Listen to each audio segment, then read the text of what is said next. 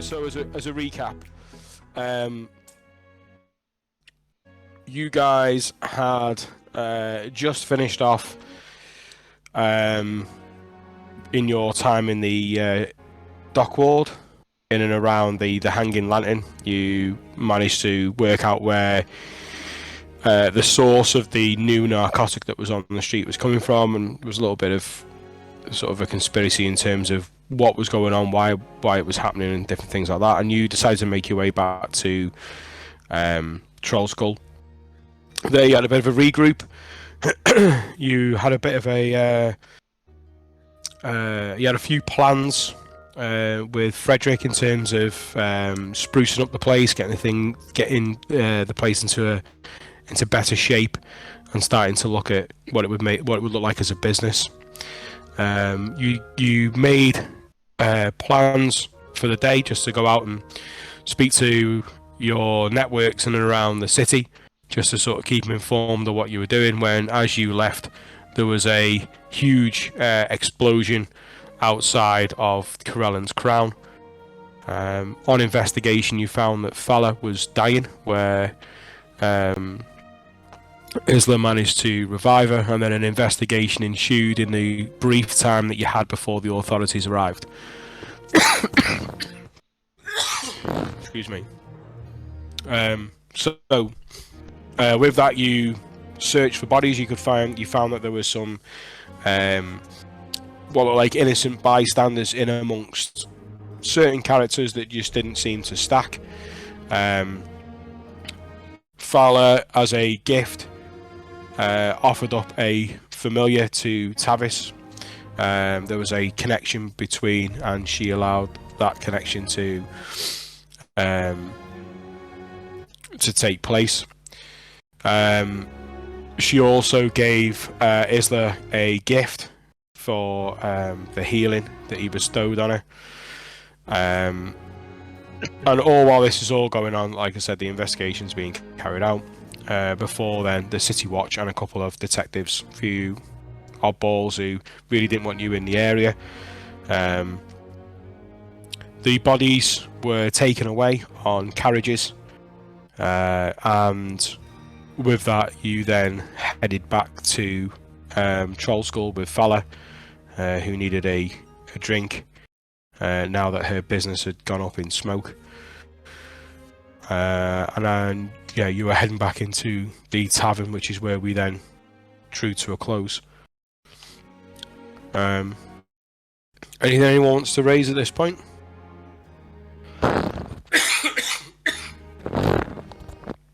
No, don't. Everyone comfortable? Happy? Yeah. Okay. Alright, so just before we make a start then, so obviously just referencing Matt's text in the chat. Gonna go out for half an hour. To be honest, I'm happy to take. I'm not really that tired, or I don't know about anyone else, so I'm happy to sort of take a break, chat D&D for a little bit like we did last week, and then resume then when he comes back, and we'll pick it up at that point. I don't think there's much need in cutting you out of the game, Matt, for the sake of half an hour. I'm happy if everyone else is happy. Anyone got anything to add to that? Anything? Everyone alright with that? Yeah. Okay.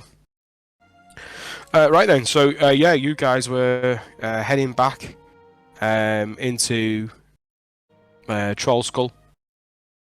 The devastation behind you, the city guard sort of bringing a bit of resuming business, if you like, in and around that area, allowing people to sort of move around and opening up the road again and starting to come in there. And guild of street cleaners come in and they start to clean up the debris. What you guys want to do? We're all back in there now with Fala. I think we left it where you were just sort of walking back. I'd gone back first, hadn't I? And pissed off the investigator a little bit. I'll just be in there, kind of in awe of my new familiar, kind of attuning and getting to know thinking of a name for my new little pet, as it were. Okay. Where's everyone else? Negan? We sat at the bar. We were in the bar. Weren't we? You were heading back in there, yeah. Tavis is in there now. He's sitting down. You were heading back into the tavern. Yeah, I'm just going to pour myself a drink. Sort of take my jacket off. Okay. And then, yeah, that's about pretty much it. Okay. Isla Thorin? Yeah, I'm heading back in. Does it look like Sath and Barnabas are looking at following us? No, they headed off into Krellin's crown itself. So the front of the wall, like we said, and around the bay window and the door, which was totally open, and they just started to walk through the debris, just sort of having a look. You sort of get the feeling that they're sort of doing something that's similar to what Isla did, sort of heading sort of upstairs and sort of checking everything out. Okay. When they picked up the bodies, where did they say that they were taking them to?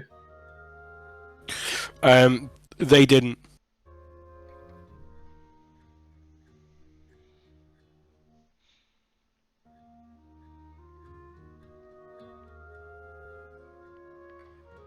I say to Tavis, so this creature of yours can do your bidding?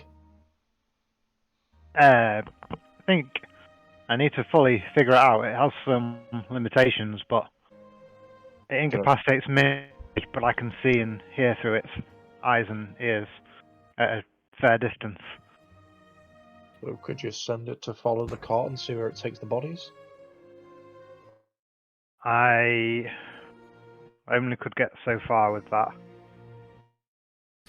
Just on that though, you're now starting to know the city quite well, and you know that where you are within these districts, they're like your own sort of. It's a bit like London. It's just like a collection of towns that are all seamlessly put together. So, for what you know of the North Ward itself, yeah, and your investigation within the Zaraj, the Zaraj investigation itself, you know that the closest morgue, if you like, would be the House of the Holy Hands, which is where you went when you were following up on the Xanathar gang murders.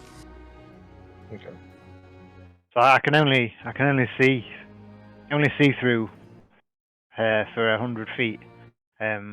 But I imagine they'll take the bodies to the House of the Holy Hands where we've been before. Yeah, I wouldn't mind getting in there and maybe having a little conversation with them. Possibly later on when there's fewer people around and things have died down, or is it as soon as possible kind of thing? No, when it's quiet, it's probably best when people aren't there. It's better time to go and speak to dead people. Just a DM question out of character, because I would remember, but I don't remember. Did we manage to get access because I was with the Greyhounds and we were doing work for Maloon? We didn't have to break in or anything, did we? Case of. No. So the lead that you followed was to go to the local City Watch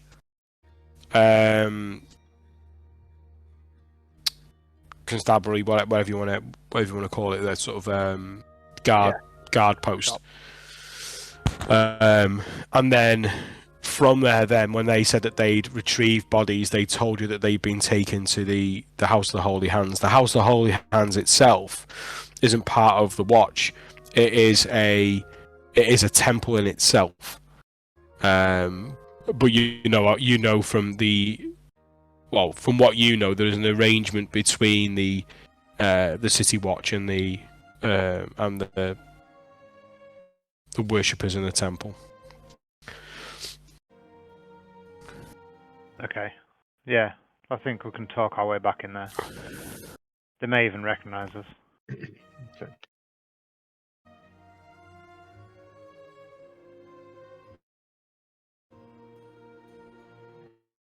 I'm going to go to the fire and start brewing some tea and say to Fowler, would you like tea or something stronger? The big man's over at the bar. What's your poison? They sort of look at you and they're sort of shaking a little bit, but they just sort of nod at you and tea will be, it'll be nice, thank you. So I'll crack on with that and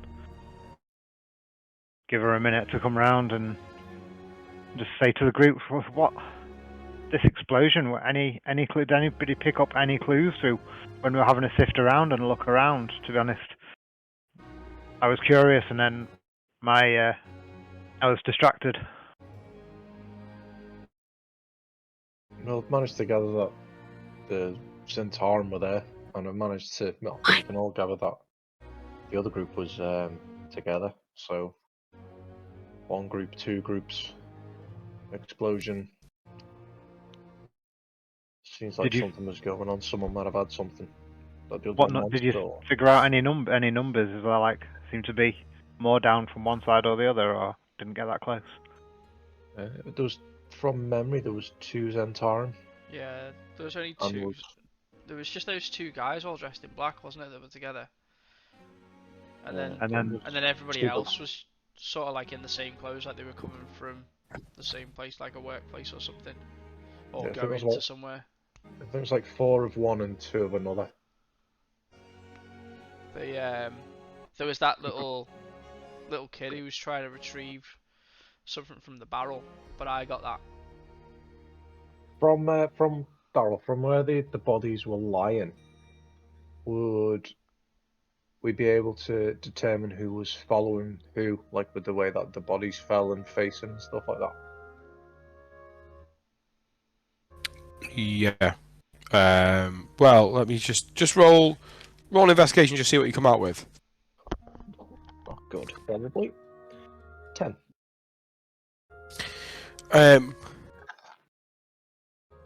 Yeah, the way that you watched the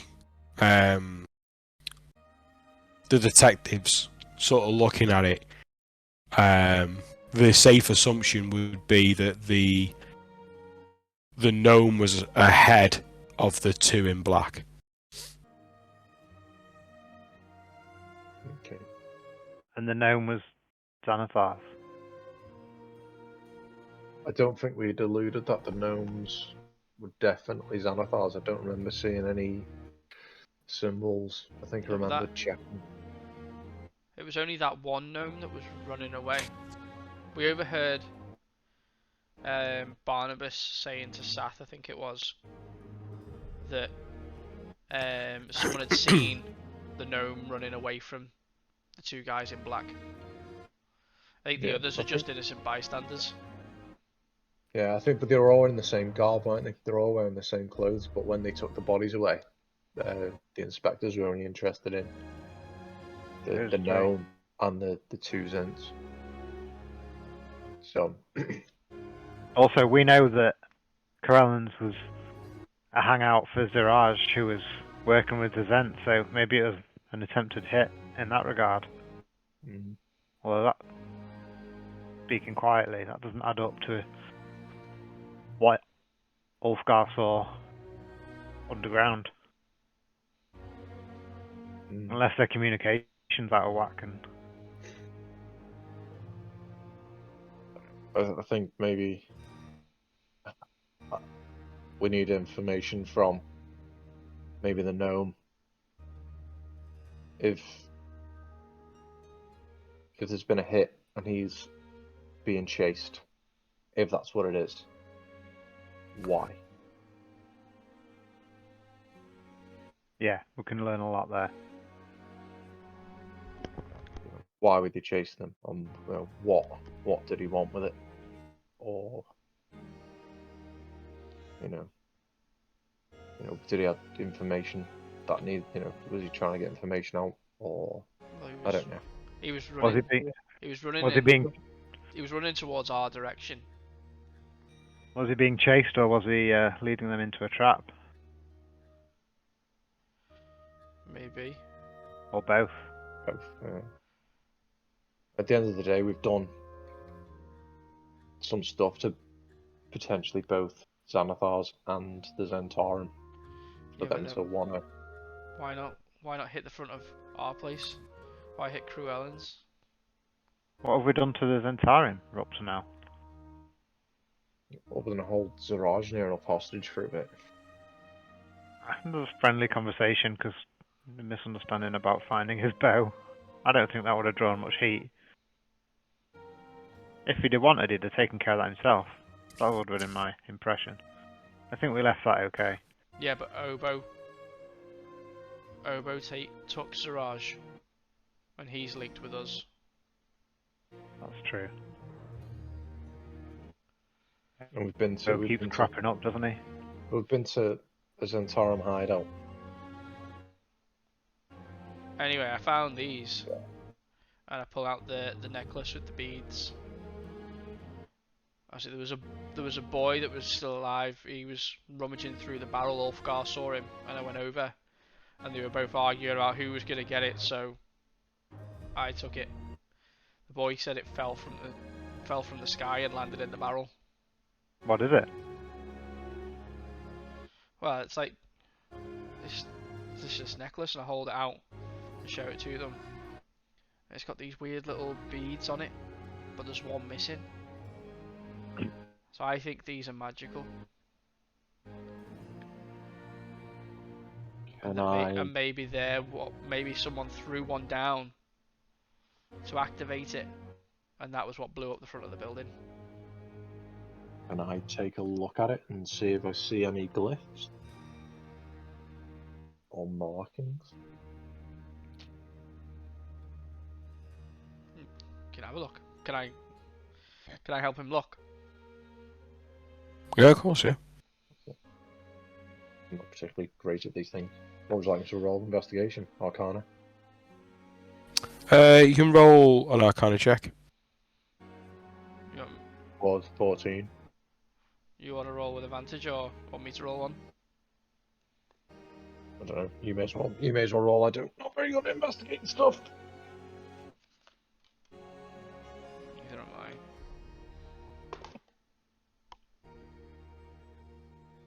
I. I got 11. Yours was better. But I'm better than you. Yeah, when you when you look at the beads themselves, they look like there's something that's inside, almost emitting a bit of light. That's kind of like a swirl, only very gentle, very subtle.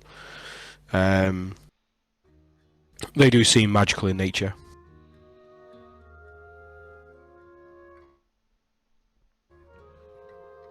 Althorn, I don't think you're wrong. I think they are magical. As to what they are and how they work, that's outside anything that I know. There's 2 beads remaining. Yep. 2 magic beads. Maybe. 2 beads or not 2 beads? We could throw one in the basement and see what happens. Whoa! Mike's down there. Oh yeah. Take it easy. Also, if that first bead caused that first explosion, we're just going to kill ourselves. Yeah, we don't know it did. Oh, and that's the best way to find out. Well, you want me to throw it back out of the street and see Barnabas and Zeth coming at us again? I think maybe we don't throw it anywhere right now. Right. I mean, you've got 1 or 2 options. You've got option 1, keep hold of the beads until we're in a safe place to throw a bead and see if it explodes. Option 2 is hand it over to the authorities as evidence. I'm gonna keep it. Put it back in the bag. I mean, option 1 is significantly favourable. Do you want to stick it in here? And I offer the portable hole. I got my bag of holding.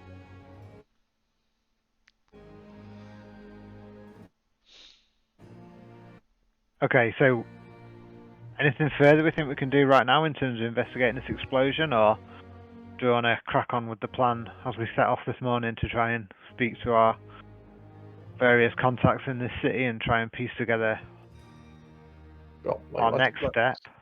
Let's be honest about it. This is going to be the talk of the town. There's probably people going to be loitering around. Is it worth seeing if there's anybody else localish around who may have more information? it worth asking a few more questions, or do our own investigation? well, yeah, I mean, like at the end of the day, stuff like this in the city, you know, news travels fast. Concerned neighbours wise, or with our contacts, do you mean? Do a little door to door. It's just like, you know, at the end of the day, if something's gone down in a place like this, you know, if there's any parties who, you know, are interested in the outcome, maybe we can, you know, see some people loitering around, or I don't know. I just think there's probably questions to be asked, like if there's people locally, and if not locally, I'm sure that, you know, news is going to get to the taverns and stuff like that. So make our way as we were planning to, but rather than haste in a carriage, walk slowly and see if we see anything suspicious in the local area. Well, yeah, we could definitely take a little stroll away from the area, and if, you know, we don't see anything or come across anybody worth having a conversation with, we can make our way to the tavern, and you can have a word with, you know, your mate or whatever, and, you know, we can just ask them questions in the pub. Unless anyone's got anything more pressing that they want to do, I mean, we're going to the tavern anyway. I mean, I am hungry. But we You could think better on a full stomach, though. We could probably do with trying to find that kid. Because, I mean, he was the person that was here that survived it. And you let him get away. I mean, he pretty much just, once he saw his friends on the ground, I think that was enough to make anybody give it toes. After he argued with you about... Yeah, after he tried to steal something. he hadn't spotted them yet, I don't think. Ah, okay. Not from his reaction. Yeah, I think that's the plan. I suppose the question is, yeah, I think we should... Do you want to head out and try and find the kid then? I mean, where would we even start? Big city, little kid. No idea.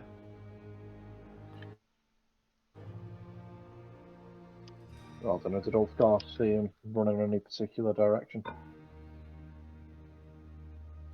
Ulfgar? He was running, Direction? yeah, he was running sort of north. So, yeah,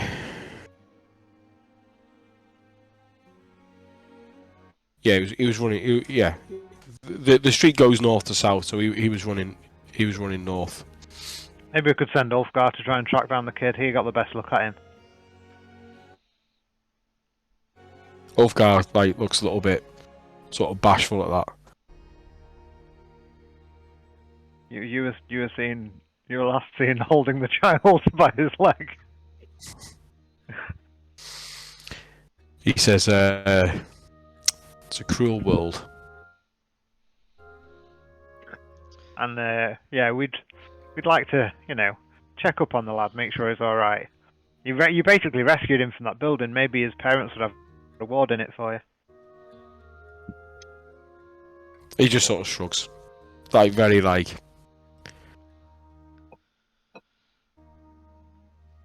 don't know. Okay. If you want me to go out and find him, I can go and look, but like Tavis says, it's a big city. Yeah. Yeah. The only thing we have to go off is the clothes that he was wearing. He was matching everybody else, wasn't he? Didn't get a name. No. Sounds like a needle in a haystack. Yeah. Make our way towards the portal and see locally if we see anything suspicious on the way. Is that roughly what you're thinking, Isla? The portal's north anyway, isn't it? South. Or is it south? The other north. The other north. Yeah. I don't know, seems like the most logical thing to do at the moment. But I don't know, unless anyone's got any other ideas. I mean, the guard have come in. Those investigators have been out there. They've had the like city's cleaners coming and sweeping up. I don't know what else we'll see, but we can walk it a few blocks, see what we see if anything stands out.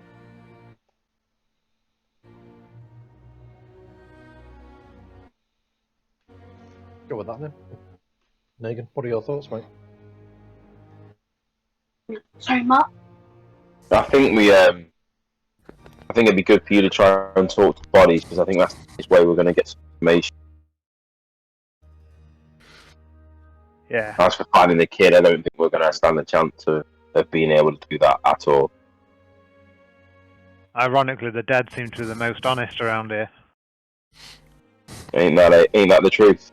But yeah, the quickest way we're going to find out what's gone on, or hopefully lead us to find out, is by doing your shining.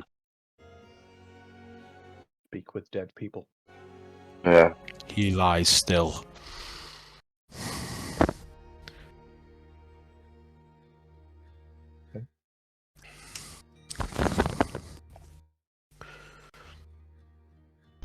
Alright, let's head out then. Ain't no rest for the wicked. So which way are you heading? They were running north to south. Best we can figure. Head north. Do you want to go to the portal? Or... I thought we were going to the portal. Yeah, but we want to see. We were doing a little sketch around here first, see if anything bumps out or anyone approaches us or anything looks out of place. Yeah, Just get the lay of the land just a little go around bit. the block. Just around the block, sort of thing. We'll take Salah some tea and tell her she's welcome to wait here and make herself comfortable. Yeah. Yeah, as you put the tea down, you feel this like huge grip of a hand on your shoulder, and you turn and see that Frederick's there, and he says, "We'll look after her." Good man.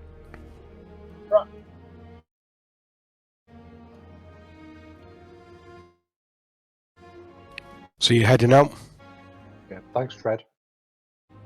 Fred? He just sort of growls at you. Sorry, Yeah, Red. no. Again, he growls. And he tuts and he sort of walks off, and you can sort of see that he's starts to busy himself again back round the bar. As he's getting his. Already, didn't we? Getting supplies and stuff. Yeah.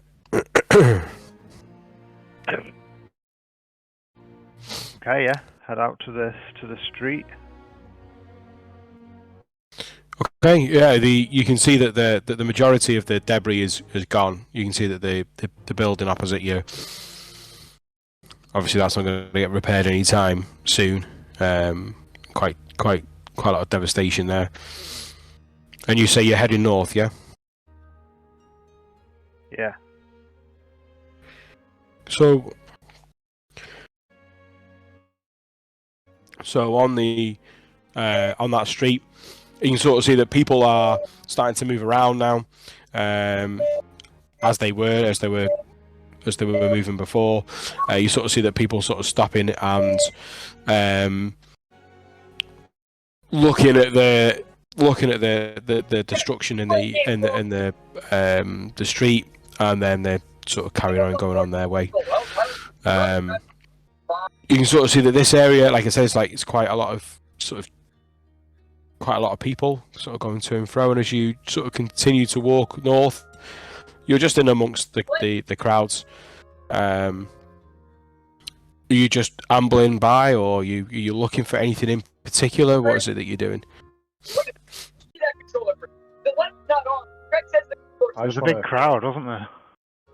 I just want to take a little look around, looking at like street corners or alleyways. Yeah, kind of looking for anyone who's possibly looking for us or looking at us.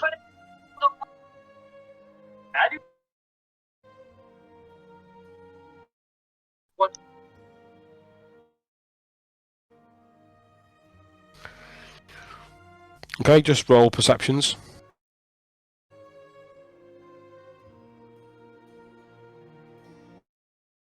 15. Okay.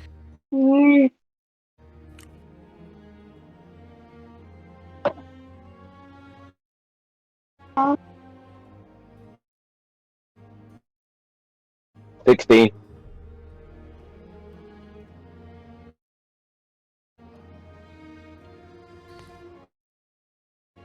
17. Okay. Sorry, Matt, I didn't get yours. 15. 15. 15. Yeah. So as you're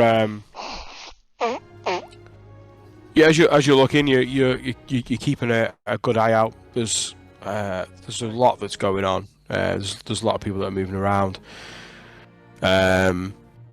You can see that that this part of the street, as you sort of move further up, there's got really sort of tall buildings, very similar in the height to Troll Skull and to Quellen's Crown. You can sort of see that they're quite tightly packed. So one of the things that you notice is there is, for someone, if someone was on the roof, you could see how they could make a way along the street quite easily. There'd be some up and down in terms of the irregular size of the actual building itself from roof to roof, but it would look manageable. Negan, you spot that there are all sorts of manner of different people around the area, from merchants that are moving up and down to beggars in the street. You don't really see anything that sort of sticks out in terms of anything that doesn't look right or looks like it's been maybe changed recently, or and the rest you just sort of just keep an eye out. You don't really see anything. There's nothing. You don't see the boy. You don't. It's just like as you move away from that area, it just starts like a normal street.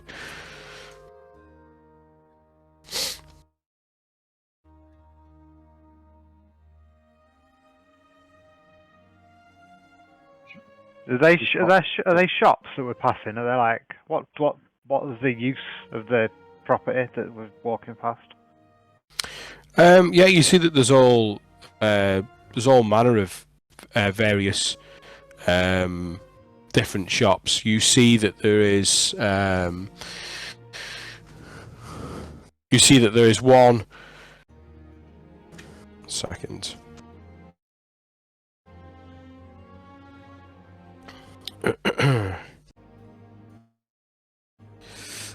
You see that there is there's one with a wooden sign. You can see that it's got the sign that says the Bent Nail.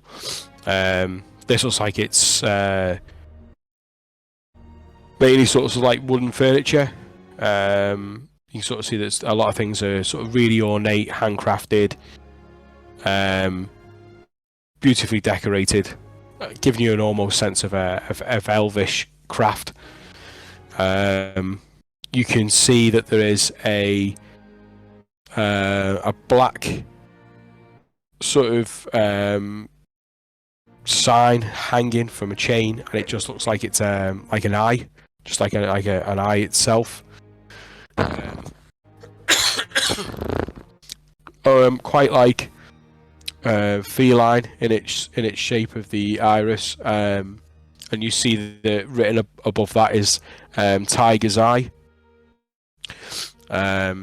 You see that a woman sort of comes out of that door and just closes the door behind, and she sort of carries on into the street. You can see that there's one called Bookworm's Treasure. Worm spelled as in a dragon worm. You can see that there's all sorts of books and scrolls, and the window looks very sort of dusty. There's a few various small establishments, merchant houses, various things like that. Do you want to go in, ask around? Any particular interest in any of these places, or should we head on with our business?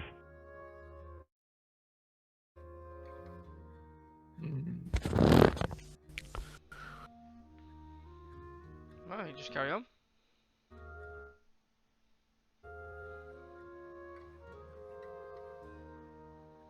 Yeah. Carrying on north. We might as well make our way in a loop. Start making. I don't think we're going to find anything else. So loop back around, head towards the portal. Maybe. Do we want to pick up a carriage or just make our own way slowly through the town? Might be. I mean, the last time we were casually walking through town, I think we got ambushed by Xanathars, but. Do we see anybody in similar clothing walking around? To the people. Similar to the people that died outside. What, to all the people? The people who died outside, Cruellans and the boy, they were all in matching clothes, weren't they? If I remember rightly. Yeah. Is there anybody walking around that has the same clothes on? Just roll a perception. What was your perception check? 17? Yeah. 15? 17. Yeah. Yeah, just as you're keeping your eyes peeled, you don't see anyone that's like that. It's almost very sort of like lederhosen like type garment that he had on, decorated with sort of stitching along the straps and various things like that. So it's quite distinctive. You don't see anyone wearing that. Can I go and ask someone if they would know where to find people that wear those clothes? There's all sorts of people that are milling around. So yeah, it's who'd you just anyone, merchant, what, beggar? Like somebody, merchant or somebody who's local to the area. Looks like they're busy but not too busy. Yeah, you see a well-dressed, lean elf male, with sort of hair down, almost just sort of this brown hair that's pinned sort of straight, and he sort of sees you. Can I help? Hi, sorry to bother you. We're just looking around for these people who were wearing like these lederhosen sort of outfits. You know where they've probably come from, or where they go? What, the group that were down there? Yeah. The halflings.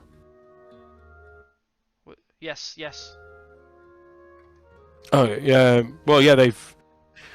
They're there most mornings. They just a performing street troupe. Do you know where? I don't suppose you'd know where they reside. No. Sorry, no. Okay. Well, thanks for your help anyway. Okay. And he sort of moves away back to where he's got this this wagon that's laden with various goods, and carries on his business. Well, we got a little bit of info. Apparently they're all street performers. It's good to know. Have we ever seen them performing outside our place before?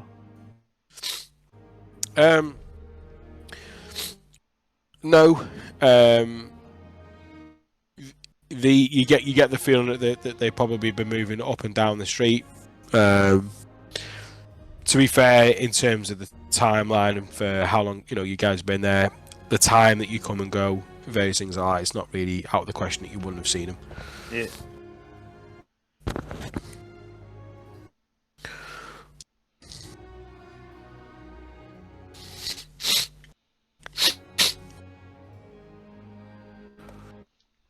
I think our lead for this is either our contacts who have part of wider organisations, or the dead man later on. So I don't think there's much to be gained specifically in terms of this from the streets. Yeah, let's head off to the portal. Just get some scrub. Okay.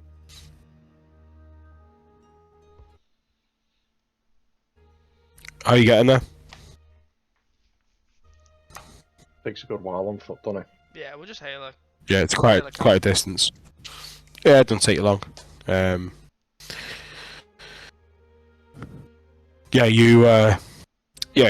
Usual routine. Getting in a cab costs you about 12 coppers by the time you get there. The city's hustling and bustling as usual. Doesn't seem to be anything out of place. Although as you're heading down the main sort of thoroughfares, heading sort of around the market area. You do still see the Griffin cavalry, which you've seen earlier on patrol. They're still sort of sweeping around. You can sort of see that they're keeping their eyes open, but just generally just sort of observing, just trying to see if there's anything before they head back. The city itself, in terms of the way the land is, everything is quite flat until you get to where like the sort of castle district is, and then you get what is Mount Waterdeep, which sort of comes up where the palace is, and that's sort of between you and the sea. The mountain sort of comes round, and it's not a tall mountain by any stretch, but it sort of comes round, dips down, and then it comes to where the harbour is, where the dock ward is. And as you watch the air cavalry, they sort of do a bit of a loop, get a bit wider, and they start to head off towards that peak itself, just as you are ambling on towards the Yawning Portal. It takes a good sort of 30 minutes to get there. Bit of stopping and starting, but for that uneventful. Just watching the cavalry and seeing that happening, and just say to the guys, who actually lives up there then? Do you guys know? Or what's the purpose of the building on the top of the castle? Is that? Do you know who's? I don't know. You've been in the city longer than us, I think. Yeah, do we know that? You had a brief tour when you first entered the city from Rimple. Yeah. And you're aware that there is a castle of Waterdeep, and there's also a palace. The castle is not used in terms of a functional castle anymore. It was part of the older part of the city. The palace, which is now located on the flat below the actual mountain itself, is now where the sort of government, if you like, of Waterdeep reside. Over in the castle ward, you're not really near that, but you can see that that's where the cavalry are flying these huge griffins that are heading over that way.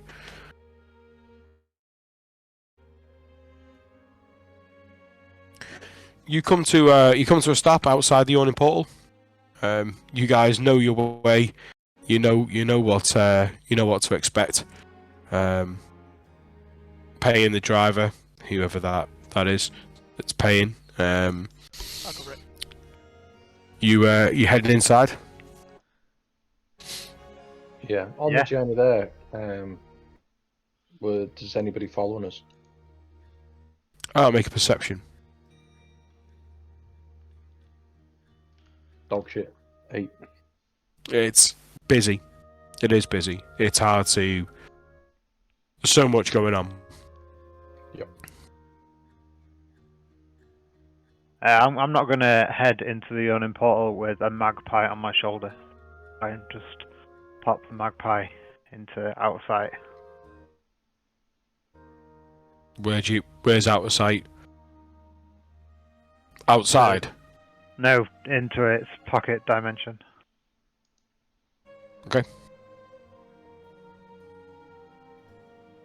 Okay, so does anyone see that, or? I would have done it in the carriage when no one was watching. These guys can see that, that's fine. I'm not making a show. Okay. Anything else anyone wants to do before you go in? Just say that's a very interesting trick you got there. Yeah, how did you even know how to do that? I mean, once Fala kind of transferred the beast to me, it's a spell that I've been working on, some magic that I've been working on. Instinctually picked up some idea of what it could do. Still pretty cool. Yeah, hopefully it'll come in handy. Don't want to draw unnecessary attention to myself right now, though, so we'll keep it stum.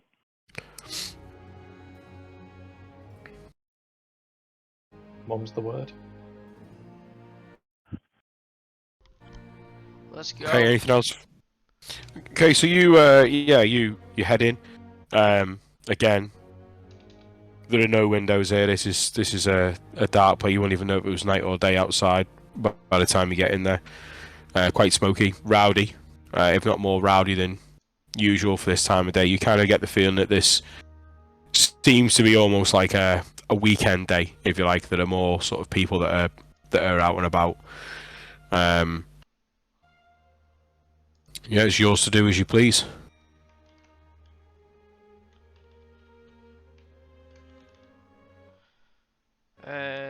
When we walk in, do we see anybody that we can recognise?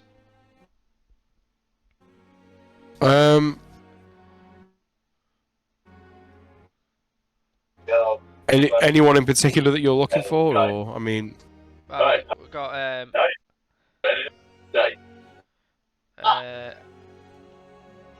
Esvel Rosnar. You've got your Harper guy and the. Yeah, I'd be on the lookout. I'd be looking out for 3 strings. Yeah, I'd be keeping an eye out for Malone as well. I think that's it. I think that's okay. the people we know. Well, Sildar. See if he's in there. Okay. Thorin, then just roll a perception check.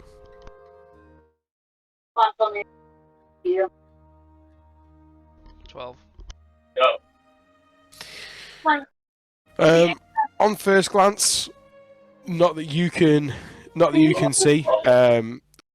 3 strings is quite easy to spot. He's always sort of on that sort of ground floor, and you sort of see that he's up and about and singing tunelessly. As for Esville, it's busy, so you know it's a first glance.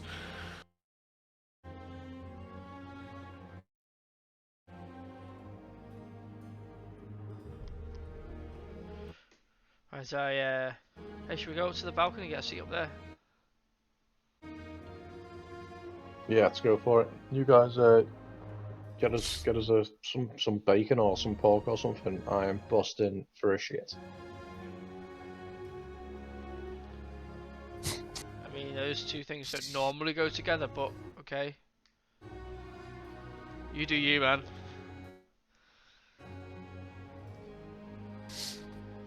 Yeah, I'm gonna go for a shit. Saves doing it Okay. at our place.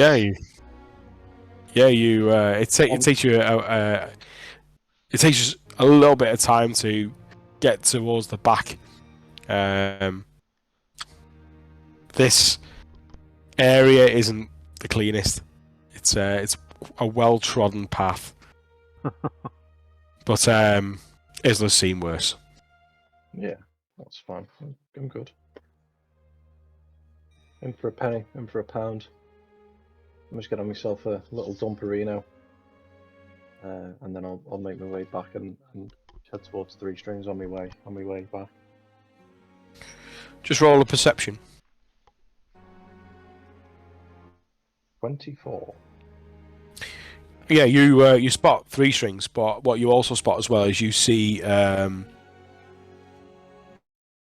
Barney, the blonde, curly-haired girl that you've seen a couple of times in here that you also spotted leaving the hanging lantern. And she's just in the area, just sort of serving. You can sort of see that 3 strings is just moving between one table and looks like he's sort of heading over to another, provide some entertainment, some chat. When he sort of you catch his eye, he sort of gives you a nod and he's nodding around at the rest of the tables and he starts to head in your direction. Yeah, it's not too long before he gets there and he says, let's have a seat. And he takes you over to the back wall. One of the more shaded areas as usual. And he props his loot against the wall and props himself up against one of the larger tables, sort of standing tables. He says, Isla, what brings you back? Well, it's been quite a busy little time, to be honest with you, mate. We've I don't know, have you heard about the explosion down up in the North Ward? Only what someone's just been speaking about. But it was quite bad. Yeah, well, it's so happened that it happened across the street from where we're staying. Oh, so it was quite an exciting little thing. A bit close to home. Yeah, I don't know, a bit weird. We've had some run-in with the Zentarum, and we've had some run-ins with Xanathars. There's nothing to say with the Xanathars were there, but I don't know, the two fellas dressed in black and they had the tattoos. That's too I don't know, too coincidental. But they've taken the bodies to the House of the Holy Hands. I could really do with getting in there and finding out what they know. But oh well, I'm sure a religious man of your caliber can wangle his way in there. yeah, I suppose it's going to be too hard anyway. Just you've got the you have got the badge I gave you. yeah, of course. And just kind of doesn't show, but he just kind of touches his lapel a little bit. Says, but to be fair, I was coming to see you anyway before this. These narcotics. We've done a little bit of digging. Followed a group of halflings out to a bar outside, or a tavern outside the city walls. Shard chummers, were rats. Oh. Yeah, did some digging around them. And we actually got a lead to go to the Hanging Lantern. Have you heard of it? I know the Hanging Lantern. Yeah. How's that involved? Well, up off one of the top floors, there's a balcony that leads across to a courtyard. Now, managed to sneak through to the other side of this door and into the courtyard, where I found a set of steps leading down into an underground tavern, shall we say. Different sorts of types. Looks like there's a link, like a river system down towards the Underdark, leading up. While we were in there, we saw numerous people, Xanathars, bringing up boxes with creatures in, which turned out to be a Myconid. And also they've got with this, he starts like leaning a lot closer. Like he wasn't expecting you to have this much information for him. Yeah. And you sort of see that he's looking over his shoulder while you're talking. Yeah, they also had Zeraj with them. Brought them through, took them into a different room. Didn't pursue that. There's too many of them. Anyway, followed the path. Found all these Myconids locked up. Some of them dead, some of them fresh. Kept on going. Found the room, and there was people with a room where they cut these creatures up, dried them out. Looks like that was the first stage of the process. Found another room, and there was an elder brain in there, pool full of liquid, blue liquid. And it looks like an actual elder brain. Yeah, it was. Well, yeah, it was an elder brain. It was damaged. It had big chunks missing out of it, but yeah, it was an elder brain, and it had a liquid in the pool below it. In the city. Well, it looks like they were grinding up the dried myconid skin and mixing it with a couple of compounds, including this elder brain fluid, to make the drug. But me and my colleagues took care of the elder brain and took the halflings with them. I'd like to say that for now we've put a stop to it, but we've not stopped the supply of myconids coming up. But the elder brain itself is disposed of, so I'd like to think for the meantime it's all sorted out, but maybe you can get the information to the right people. I'll follow that up with my superior. There's a lot to take in there. An elder brain in the city is dangerous. Like, dangerous stuff. Now, I thank you for putting a stop to it, but you know, we needed to gather the information really first. You've done what you've done, but we must be careful of repercussions. There's a lot of people in the city that, well, I'd say are relying on that substance. It does make me wonder if there's going to be a backlash. I need to speak to my superior. Yeah, I would have. Trust me, I got the information and was on my way to leave, but one thing led to another. Everyone ran into the room, and it was kill or be killed. No, I can't imagine what that must have been like. But I'll give this report. Is there anything that you need? Anything I can help with?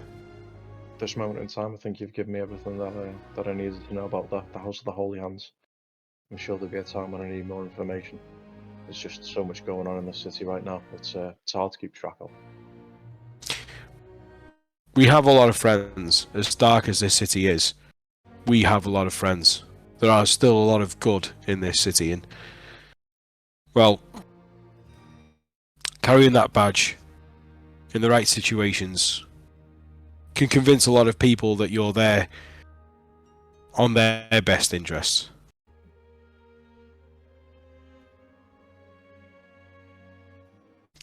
Thank you. And with that, I say my goodbyes and head back to the table.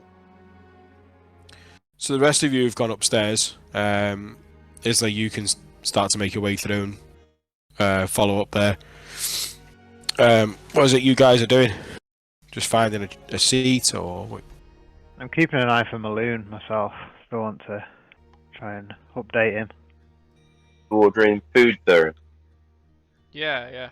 We're looking for a table near the edge of the balcony and trying to. Who's ordering food, Dad? Call down one of the barmaids to order some food. Yeah.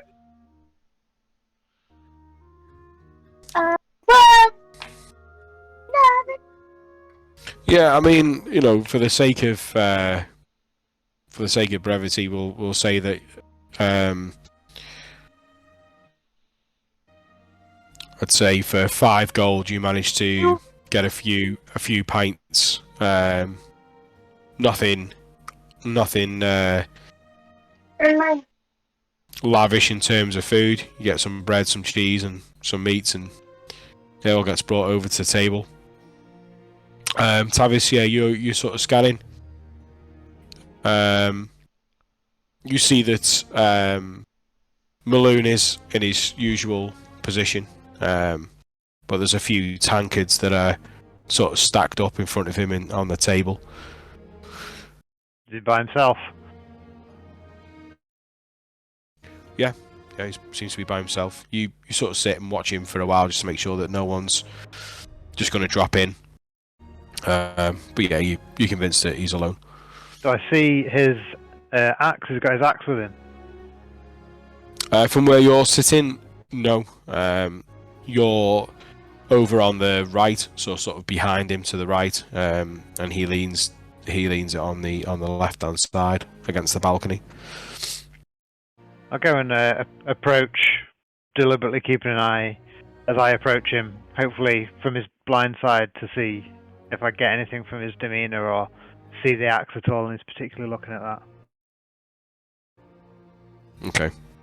Yeah, you don't see anything that's out of the ordinary. He just seems to... Well, he seems to be a few beers in, put it that way, and he's just sort of looking out at the sport on the... around the portal itself, yeah. Although no one's seems to be venturing this afternoon, but yeah. Okay. What time are we at now? Some like early afternoon, something? Yeah, it's probably around about sort of midday. Yeah. You had a if I remember correctly, you had a rest. Is that right? And then you woke up, and then you planned to go out. Yeah. And then the explosion, yeah. So you're looking about midday. Yeah. So I'll go to Maloon. I've got my drink already in my hand, and I'll say, Maloon, good afternoon. Yeah, you busy? You happy for me to sit? Can we catch up? Yeah, Maloon sort of goes.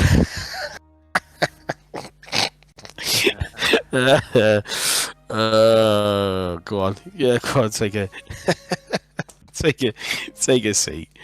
Take a seat. And he sort of picks up his cup and sort of spills it, leans on his wrist a little bit, and he has a bit of a drink. Cheer, good health. How's business? How's things in the city? And he's sort of looking. So you have to repeat that. What did you say again? Sorry. Did you hear about that explosion in the North Wall? Explosion. Oh yeah. Who was I speaking to? Something about that. Yeah, not a great deal. Not a great deal. Why? I was just right by Troll Skull, as you know, where you first took me when we first became associated. So I just wondered if you knew anything about it. Yeah. No, I didn't know it was there. I didn't know it was there. Something like that happens on your doorstep. It wakes you up. Yeah. Well. Anyway, what do I owe the pleasure?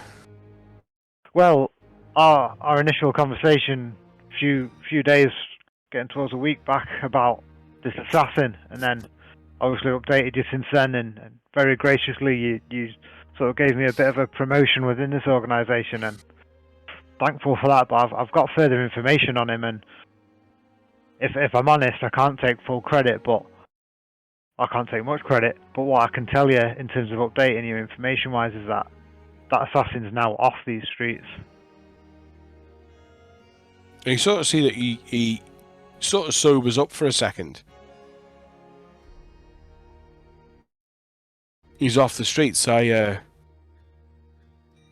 haven't had any reports that the City Watch have made an arrest. No, they haven't. So when we last spoke, I told you that we were looking into some concerns around this narcotic, this drug that was in the city, and we're looking into that. And whilst we were, we saw that it appears part of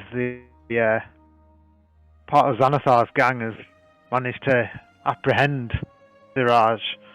As I think I told you last time, he was working for the Zentarim.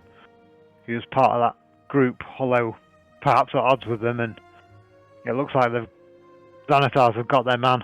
I believe he wasn't in a good way. He wasn't fighting anymore, and it appeared he'd accepted his fate of being kidnapped by one of their bounty hunters and was being led probably underground. Well, he was already underground when we saw him. He was heading further underground. Where would they be taking him? I don't know that much about Xanathars, but don't they originate at least deep under the city, if not the Underdark itself? And we speculated last time, or at least I did, that Ziraj might not actually, as much as he's an outlaw by virtue of the fact he's operating without the say-so of the City Watch or yourself, didn't necessarily seem that he was doing harming the innocent, shall we say, and he might have even been a force for good to some degree, as much as he was difficult to control. But I'm concerned about this Xanathars and their influence and the impact that they're having on the city. In fact, it's my belief that they're responsible for the leaking of this drug into the city, and they're producing it and getting it out onto the streets here.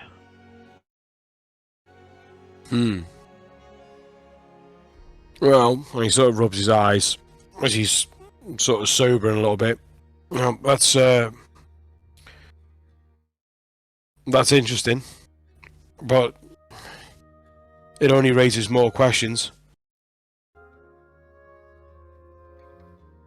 Yeah, well... And what about this explosion? What's...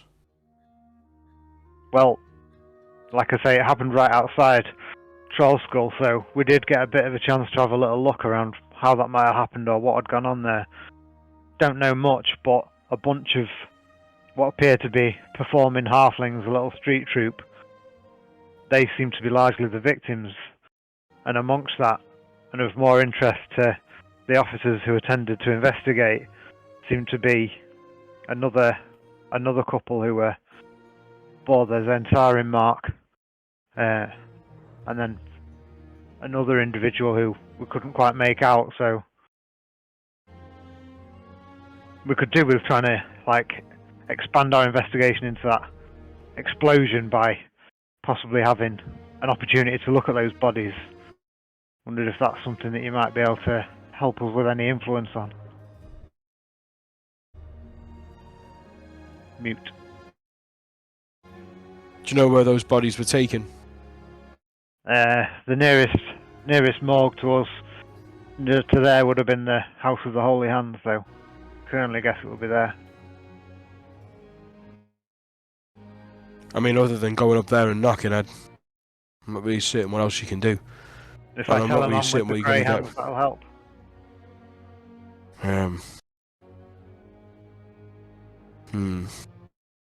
You sort of see he is pondering about it. I would say no. I would say keep the Grey Hands name out of it for now. I don't want I don't want word to get back to the City Watch and feel like we're meddling. And from what you know, Tavis, of the Grey Hands, they are like internal affairs. Yeah. Yeah. Okay. Yeah. Understood. Just for your knowledge, that's what's seen. And just to back up what I was saying about the Zentarim, that Xanathar's bringing this drug up, we actually discovered underneath the city. You know, last time I was asking you about a certain venue within the city, the Hanging Lantern. We went there and investigated underneath, seemingly linked, but not very closely. But there was definitely a passage from that establishment to another bar deep underground. Seemed to be typically inhabited by perhaps undesirable types. And down there was an underground river bringing up myconids to the surface that were then being processed and turned into this drug. Protected by some evil creatures. And ultimately, at the end of that investigation, there was an partly wounded but very much functioning elder brain controlling halflings that were processing this drug. As you say the words elder brain, you sort of see it looks more like a flinch. It doesn't look like it's an aggression. You sort of see his hand go out and the cups sort of scatter across the table. One sort of falls off onto the floor, nearly going off the balcony. And he just sort of rights himself and sets them back. An elder brain, you say? It was a bit bruised and battered, but by the time we figured out what it was, it already attacked me and my friends, and we had to defend ourselves. There's some remnants of it down there, but it's not a functioning problem immediately any longer.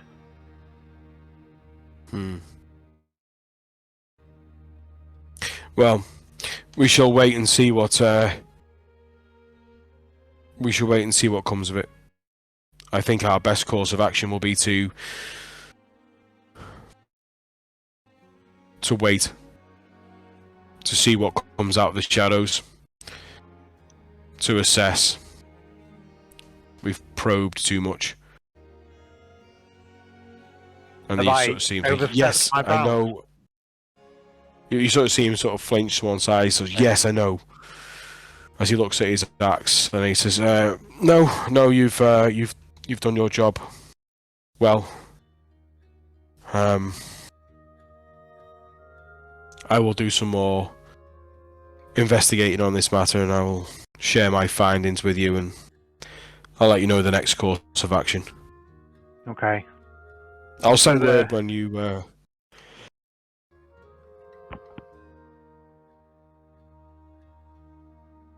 I'll send word to you when I have more. All right. So, just the first task that you set me was to look into and possibly try and apprehend this assassin. As a functional problem that's been taken care of.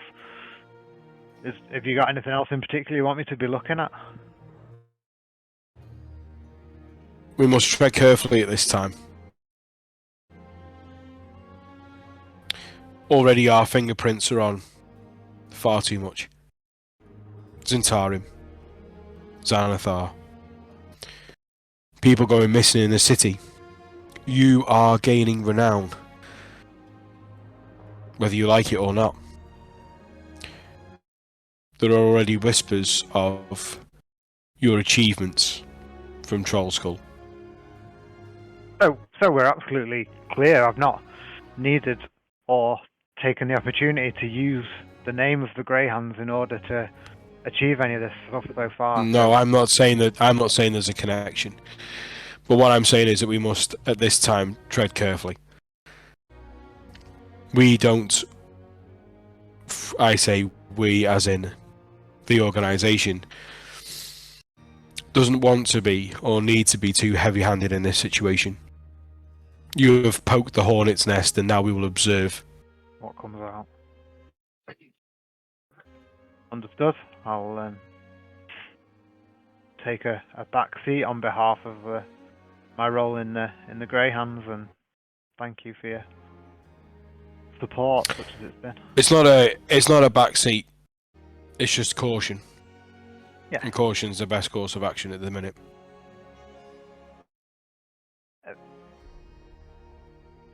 Might I be bold and ask a semi-personal question, Maloon? I've taken a few chances on behalf of looking into these things for yourself and come to put myself to a bit of harm, actually, along the route, and feel like, you give me that promotion to say I'm a leg up, I've done an alright job, and something I wanted to ask you about that's of a semi-personal nature, if you don't mind. He just sort of looks at you and raises an eyebrow, and you get the feeling that whatever you say he's not going to like.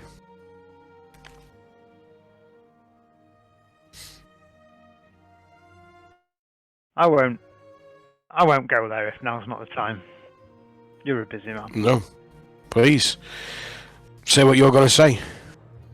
It's your magnificent weapon there, and your bond that you seem to have with it.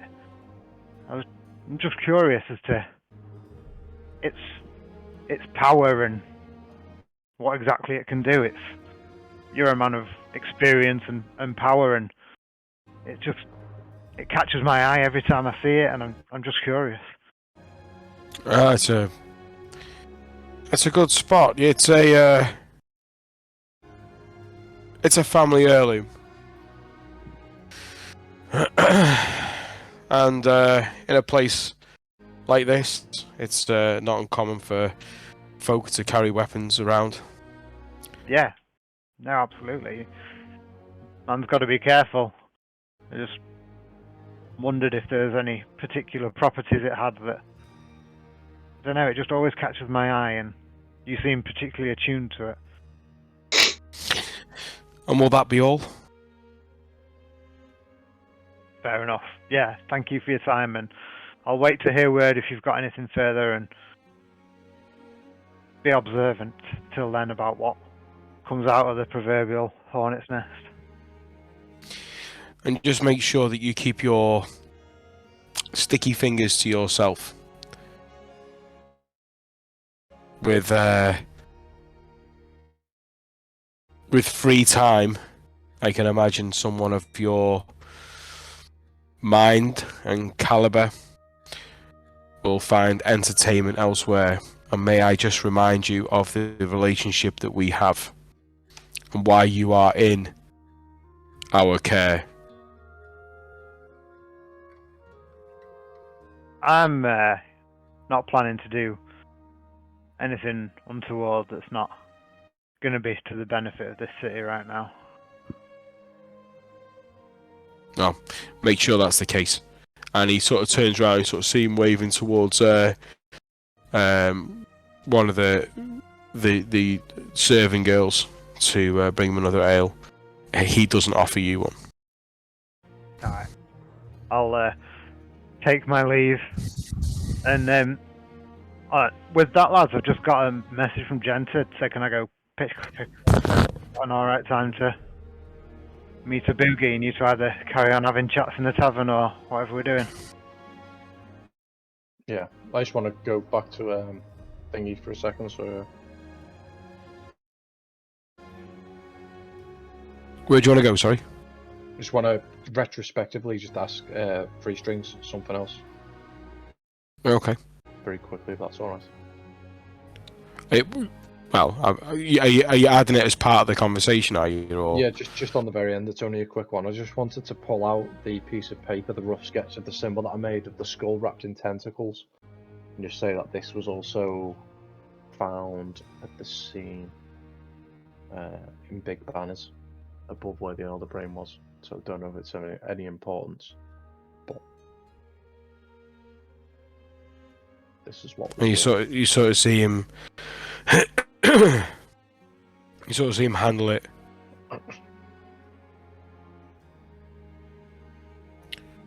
And where did you say you found this? There was a banner above the Elder Brain.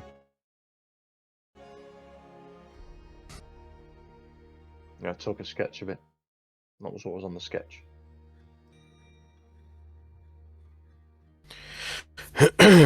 Well, this is what we've feared. my employer, he's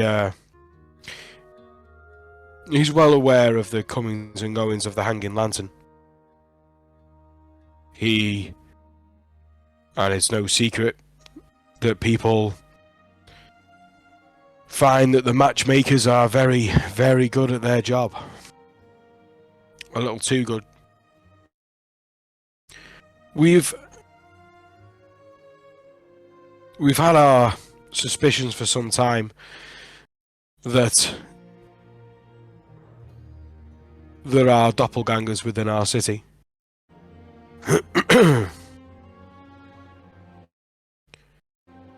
And it's been a suspicion that there are doppelgangers within the Hanging Lantern.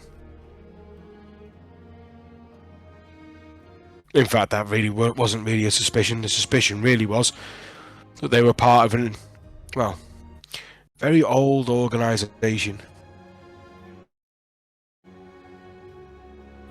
There was an organisation many, many years ago, before I was even born.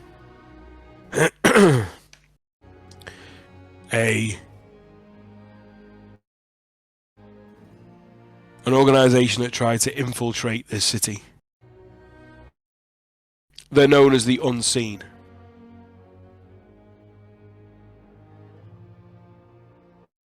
That is their symbol.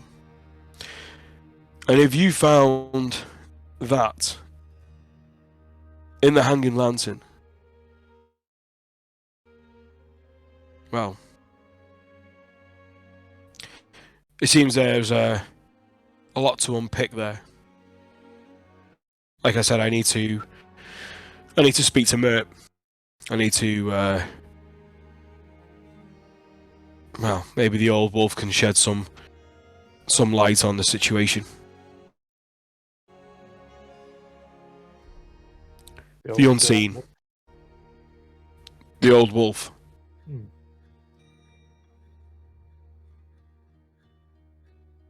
Well, maybe he can share some or shed some light on it. I'm sure he has his own suspicions. I'm pretty certain this won't come as a surprise. But the fact that the Unseen are operating once again in the city is disturbing.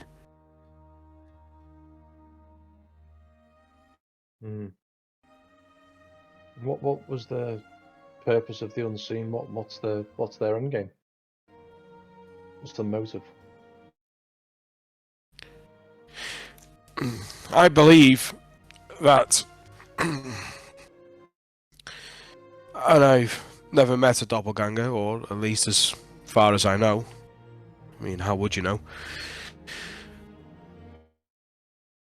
I believe that they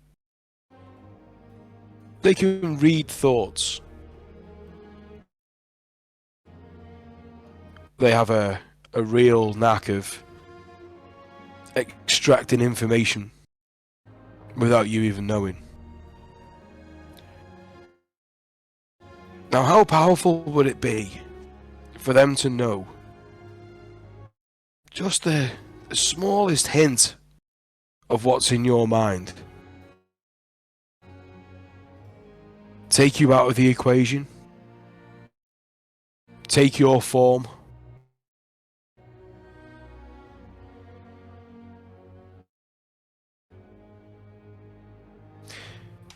If they could find out who the Masked Lords were, for example, how easy would it be? He goes in, he requests a girl, they read his thoughts, he's a Masked Lord, no one knows, they know.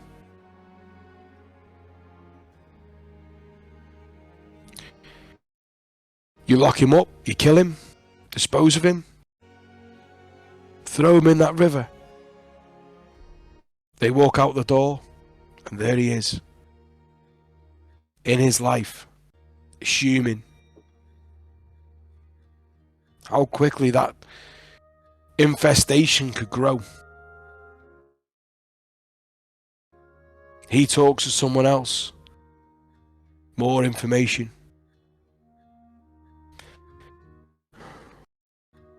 They could get more information in a day than we in our organisation could possibly get in months.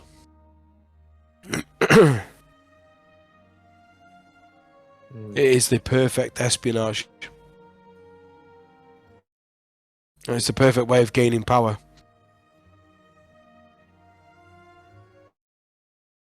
Certainly sounds like a big issue. Well, these are troubling times. But like I said, I'll take this to the old wolf. I'll be honest, every time I've taken him something, he already seems to know about it. He's always one step ahead. But, well, we'll see. Yeah. Well, if there's anything I can do to help, you know where to find us. Yeah, I'd just stay clear of that place for a bit. Let us assess and see what's going on. Yeah, no worries. I'll say sorry if I've caused any issues by taking the Elder Brain on. An Elder Brain is a very powerful entity. And with doppelgangers, well, a lot of control can be gained. But it just makes me more uneasy about this narcotic. Look, you stop the production, you put yourselves in harm's way, and I'm sure you'll be recognised for your efforts. As soon as I speak to Mert, I'll let you know what comes of it. No worries. Right, I'd best get going before my friends start asking too many questions themselves. Look, be safe. I can see in your eyes you're a risk taker. One step at a time. This is a big city. There's a lot of corruption. There's a lot going on. tread carefully and watch your back.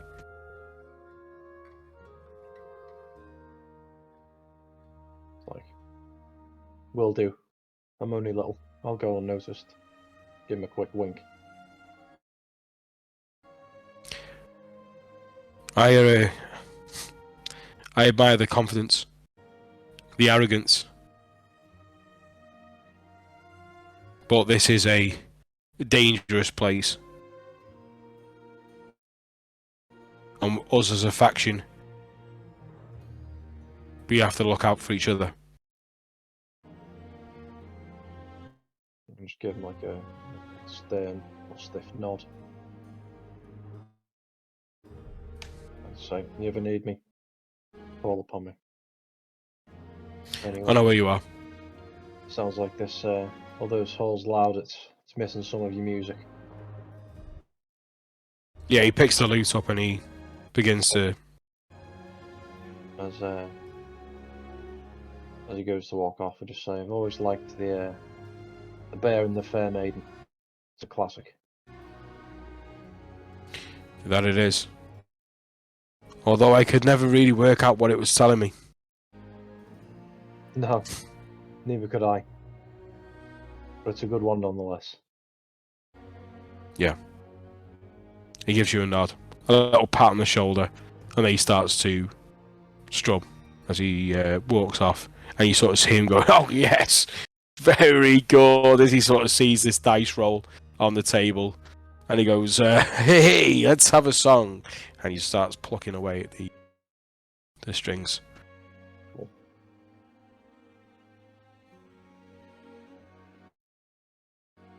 Make me way to go get some bacon. Right, so Isla, you're heading back to the table. Tavis, you're also finishing up your conversation. Yeah. Negan, Thurin, you're doing what Negan and Thurin do and eating and drinking. Yeah, just having some scran. It's a separate question. There aren't. This is a stupid question, but I'm going to ask it anyway. There aren't any birds. There are no stupid questions. There aren't any birds or animals typically hanging around in the yawning portal, are there? Only the waitresses. Oh, aye. Hey. Secret player. It's not. It's not like it's. I don't know, against the rules. Yeah, you'd see that people that would have a dog with them, or what. Literally, this place is like. Name it, you probably see it. Anything goes. Okay. All right. Okay. Yeah. Good to know. Thank I've you. rolled an 18. Are there any magpies? And Neger's quite the animal. Not that you can see. Cool. Cool. Thank you. Do we see anybody taking on, going down to the? Said not before. Yeah. No one's going down. To the dungeon. No. Not that you can see. Fancy a go, Thorin? Oh, we're definitely gonna have to go down there at some point, just for a giggle. See you eyeing it up there, mate. Tavis says as he walks back to the table. In for a penny? In for a few gold, yeah. Why not?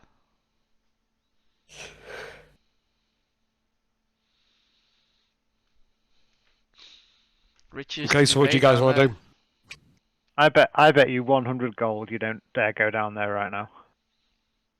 Taking that bet, we got too much stuff to do. I'd love to, I really would. But we got bigger fish to fry right now.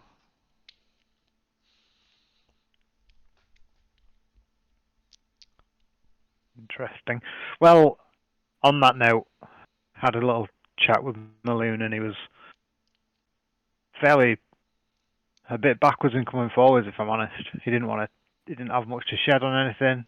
He was willing to listen, and he didn't really share much. And he kind of said that, as he sees the role of the Greyhounds, would be to sit back and see what troubles kicked up based on our recent exploits. Is that your experience of the Greyhounds in the past. Yeah, I mean that's kind of the job. They get involved when things get heavy and the police need policing a little bit. Obviously, if there's a job that's not working out for the city guard, then sometimes the Greyhounds get involved, hence investigating Zerage. But I don't know. That conversation left me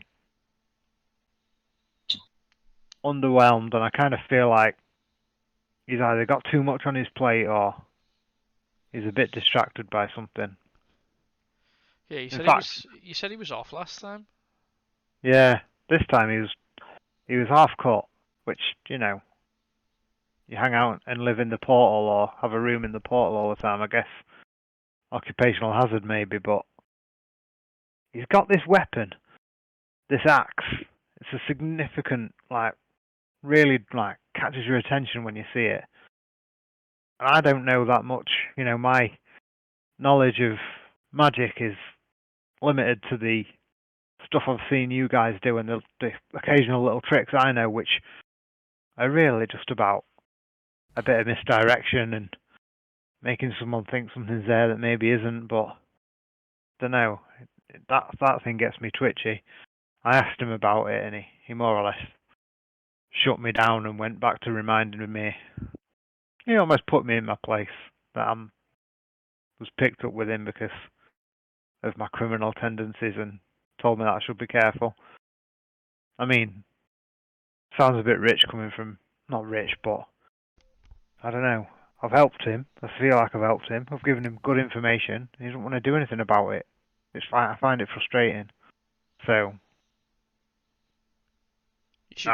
You should go steal the axe. Right, yeah. I mean, that's tempting, but that's definitely a way to. If you want. It's in his best interest. Well, I know. Switcheroo. I don't think I ever mentioned that was a good idea in the first place. But I don't think stealing his axe is a good idea, is it? Is it, guys? Given how busy we are, Thor, and how much we've got stuff to do. That's a good surefire way to get me and possibly us chucked in prison or worse. So I'll decline. Do you think he's half cut because he's struggling to cope with something? Yeah, he's really hard to read in that regard, to be honest. That would be my go-to. I imagine there's a lot of pressure on him. And I'm really not sure about that axe. Yeah. Don't know. If you guys get up all around there, just have a little look, see if you see anything weird or see if anything catches your eye about it. It creeps me out. Can I just quickly cast Thaumaturgy and make some chicken noises just behind Tavis? Yep. Fuck's that? No idea. No, are you fucking with me? There's a time and a place. Is like one day I'll take that bet. If I live to see enough days, one day I'll have a go at that axe. How? If I get it, I'll hand it to the big man. I mean, if you want me to get into it, you've had extra days. How far away is Malone from where we are? You can see him. There's a fair few tables in between us. Would I say he's within 30 feet? At a guess.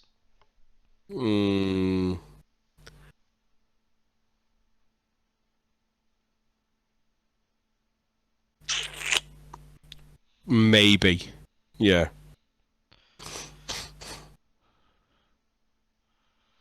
Alright, well, you guys just keep an eye out for Ezreal Rosnar for us at the minute.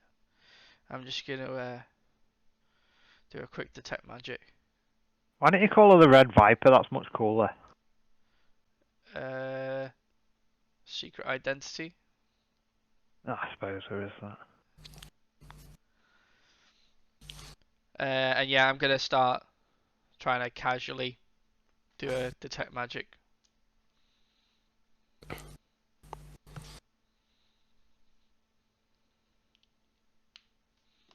But it'll take me 10 minutes to do because it's a ritual.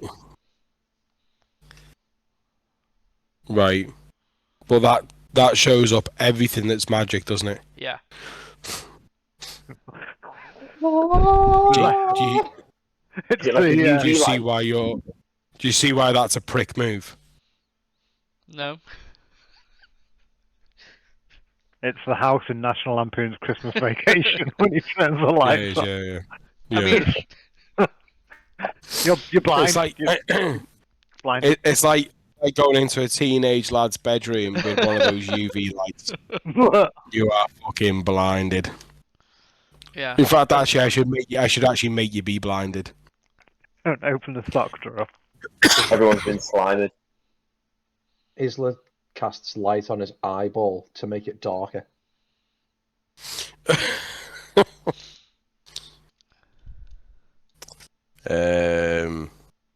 Like I imagine there's gonna be like half the people in here are just gonna be general punters and not have magical items on them.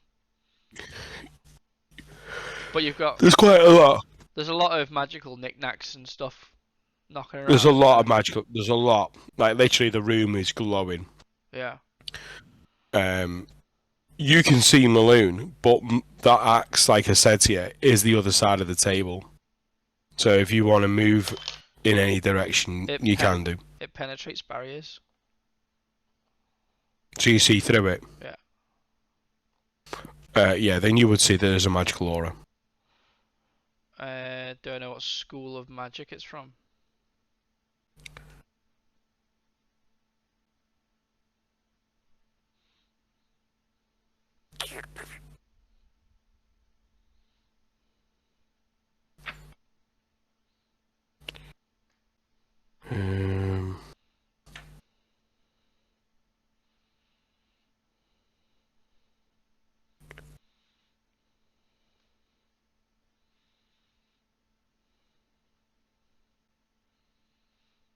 Right, one sec.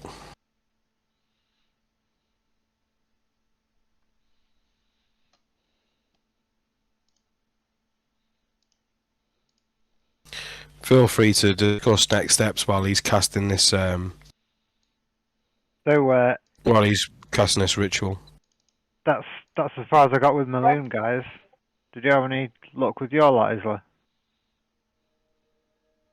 My lot? What do you mean? You got a contact in here, haven't you? We were coming here so I could talk to him and you could talk to whoever you talk to.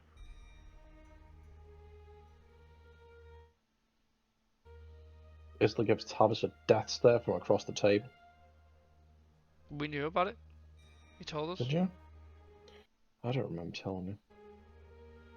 Sure you did. I think I was going to. But I never got round to it.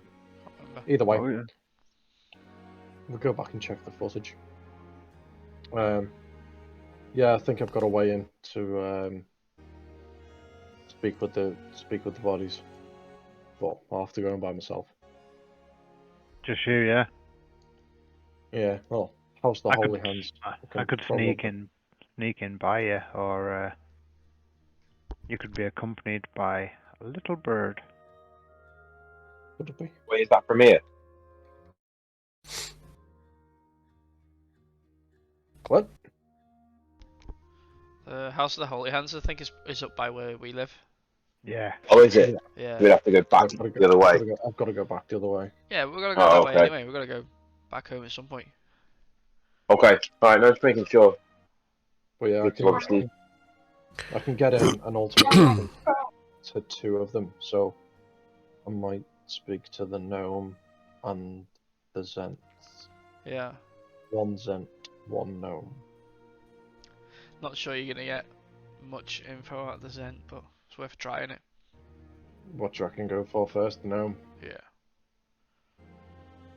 I would back that up. I think I would go for the Zent, just in case the Zent had anything that gave you a further clue as to something you wanted to ask the gnome. If you think you're going to get more information out of the gnome, you might get the first clue from the Zent even if it's less, that you can then ask the person who we think knows more. I'd do it that way around. Yeah, but aren't they able to lie? I don't think they can lie. They can't think, they can just repeat memories. They can't. I don't think. No, they can't lie. No. Alright, okay. But they can't. But they. But they don't have to embellish their answer either. So it all depends on how you ask the question. Yeah, it says the corpse is under no compulsion to offer a truthful answer if you're hostile to it or it recognizes you as an enemy.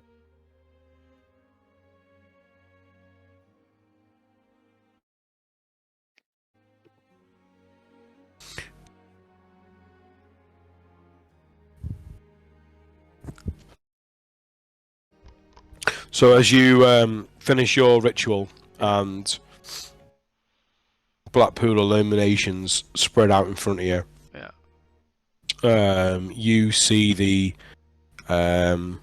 aura of the axe leaning just opposite from where you know Maloon is, and you pick up that there's an element of enchantment in there. Okay. We didn't see this though, do we? No. No. Would I have noticed during doing a 10-minute ritual spell? Or Yeah, definitely. something? I told you I was doing it. Oh, okay. Seeing anything cool, Thorin? Shed any light, as it were, on that axe? I mean, it's definitely magical. But so's most everything else in this room. Pretty cool. Anything unattended? Looking around, is there anything magical left unattended apart from the random knickknacks that are around? You are in a really crowded place. Yeah. You might be able to swipe something. Nah, fair point. If you wanted to swipe something, I'd say swipe it, and it's probably magical. Looking around. Is there anything that's giving off more of a glow than anything else? No, not really. I think you can see that there's difference in sizes. Yeah. You know, from small sort of trinkets to like obviously weapons. Yeah. There are a few sort of dark areas of the room where you think that there are maybe sort of like protection charms and different things like that are maybe blocking your spell. But yeah, you get a good view of what you anticipated, which is a room full of adventurers that have got of nobles and whatever else that would have magical items on them. Here's a quick question: do I see any glows in areas where I can't see people? So there are people everywhere. Yeah. I meant more like in a corner where I couldn't see someone before. They were like just like hiding in a shadow sort of thing. And that this glow would be giving them away where they would previously have gone unseen. Oh right, okay. I wouldn't have said so. No. I wouldn't have said so. No. Yeah, it's lit up like a festival in here. Yeah, cool. Do you know, I need to give my Steven a little head a wobble. I think Maloon's just prodded me with that little don't go robbing anything, and he's giving me the itch. I need to calm myself down. I mean, basically we need to come back here. To press. Yeah, he's giving me and now's here and now is not the time to press it. Somebody keep your eye on me. Make sure you know where I am. Focus, Tavis. Come on. Dispel the detect magic. Just giving me a headache.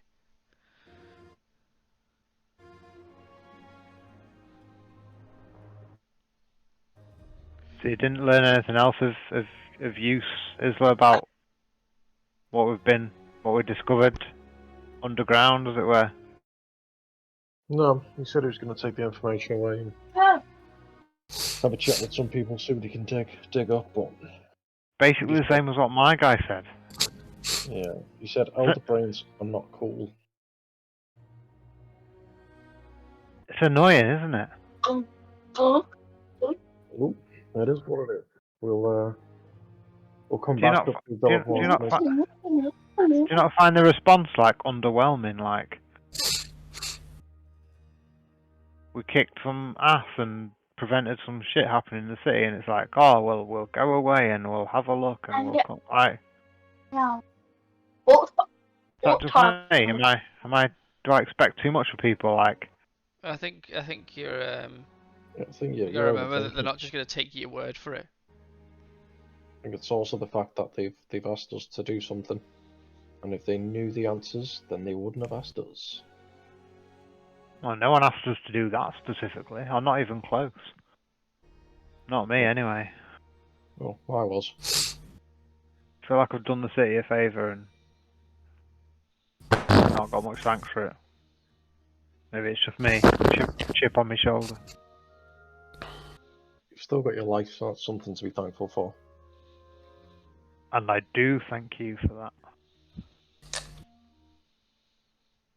Just gives me a little nod. What's next then, folks? Try and speak to the... I want to go to the House of the Holy Hands. Yeah. I want Isla to go to the house.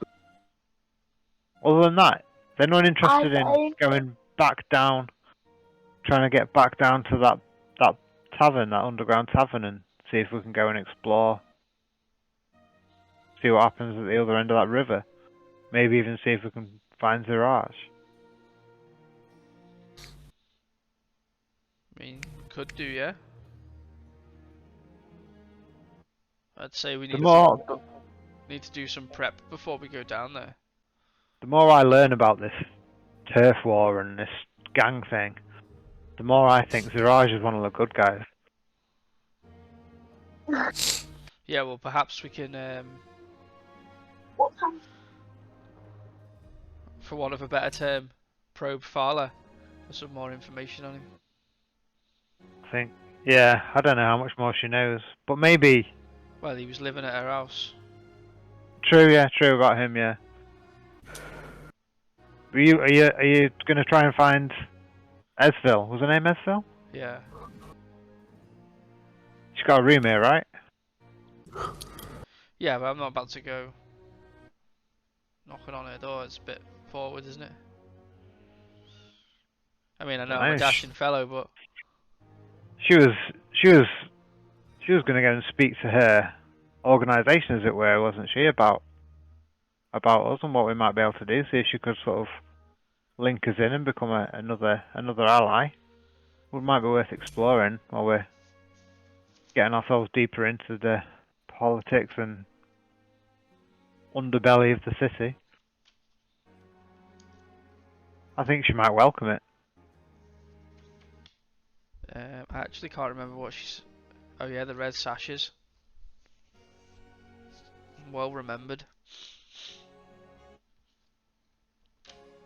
Like they've got another network, and they've got some.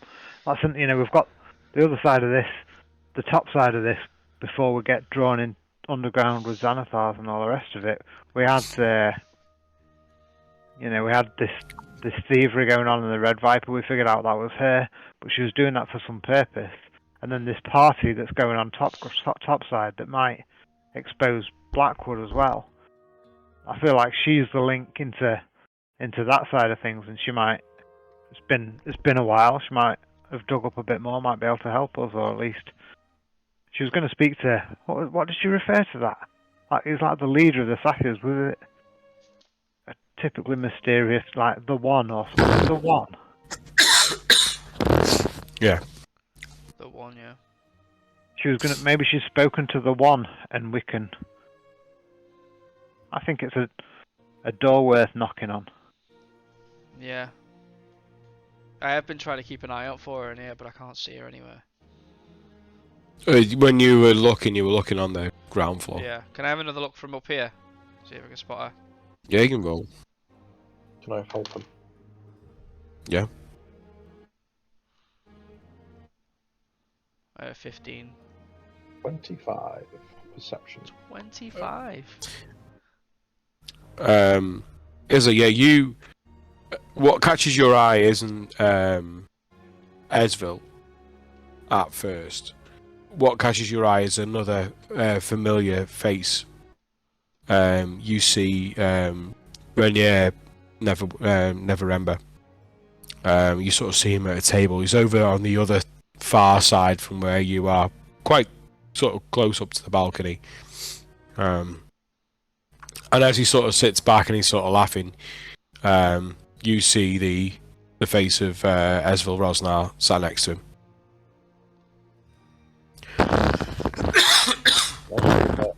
Give Thorn a little nudge and goes there.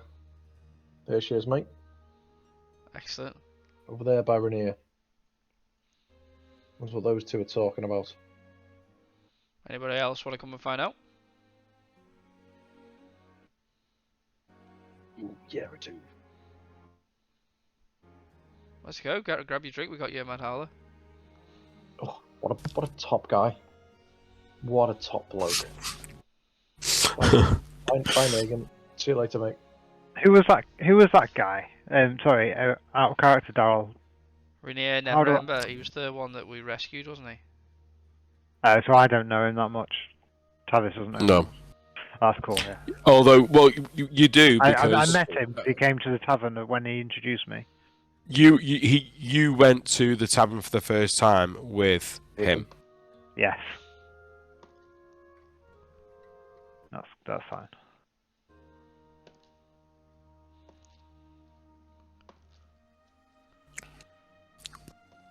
Right, yeah, let's head over. Who's going? Yeah. I'm gonna stay. I don't know the guys, and I'm going. I'm going to my nose, little bastard. Megan, are you going or staying? No, I'm just sitting in my food, watching. So, as you approach the table, you sort of see that Renier's laughing, and he sort of turns around, just happens to be sort of scanning, and he sort of sees you approaching, and he goes, "Hey! Wow, I didn't even know you were here. Oh my God, take a seat. Come on, How's it come going? over here." And he starts to like move some chairs around, and he's we're just having a drink. Have you got? Oh, you've got drinks. Yeah, we were just having a drink, weren't we? And she sort of just gives a nod. Yeah, just need another round. No, I mean we're okay for now. What brings you to the portal?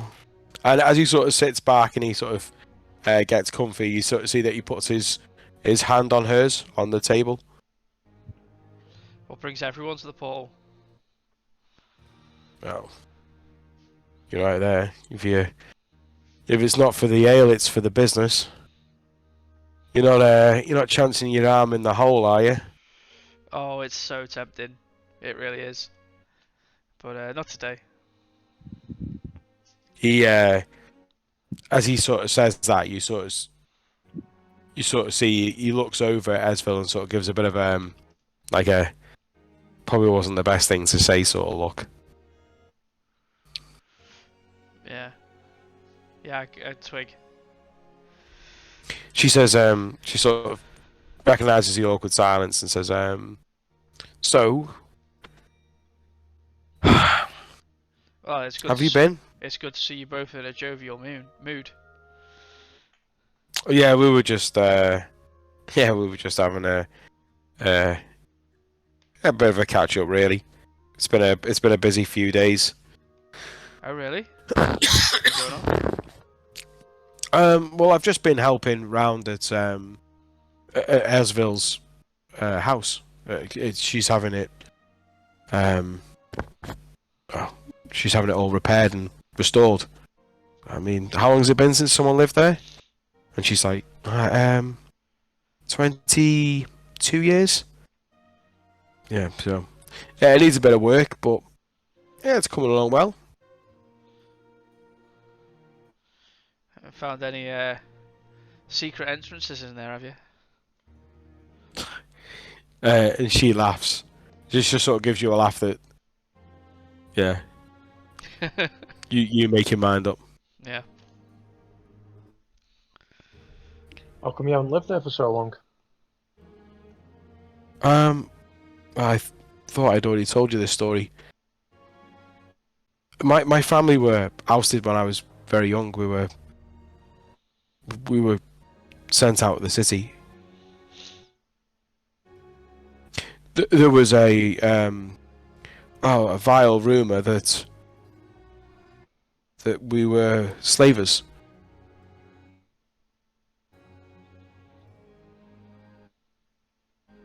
So, by law, we were kicked out, and I was only a baby really at the time, and my father went from being a very wealthy man to being a very poor and bitter man towards the end. He owned a lot of ships, and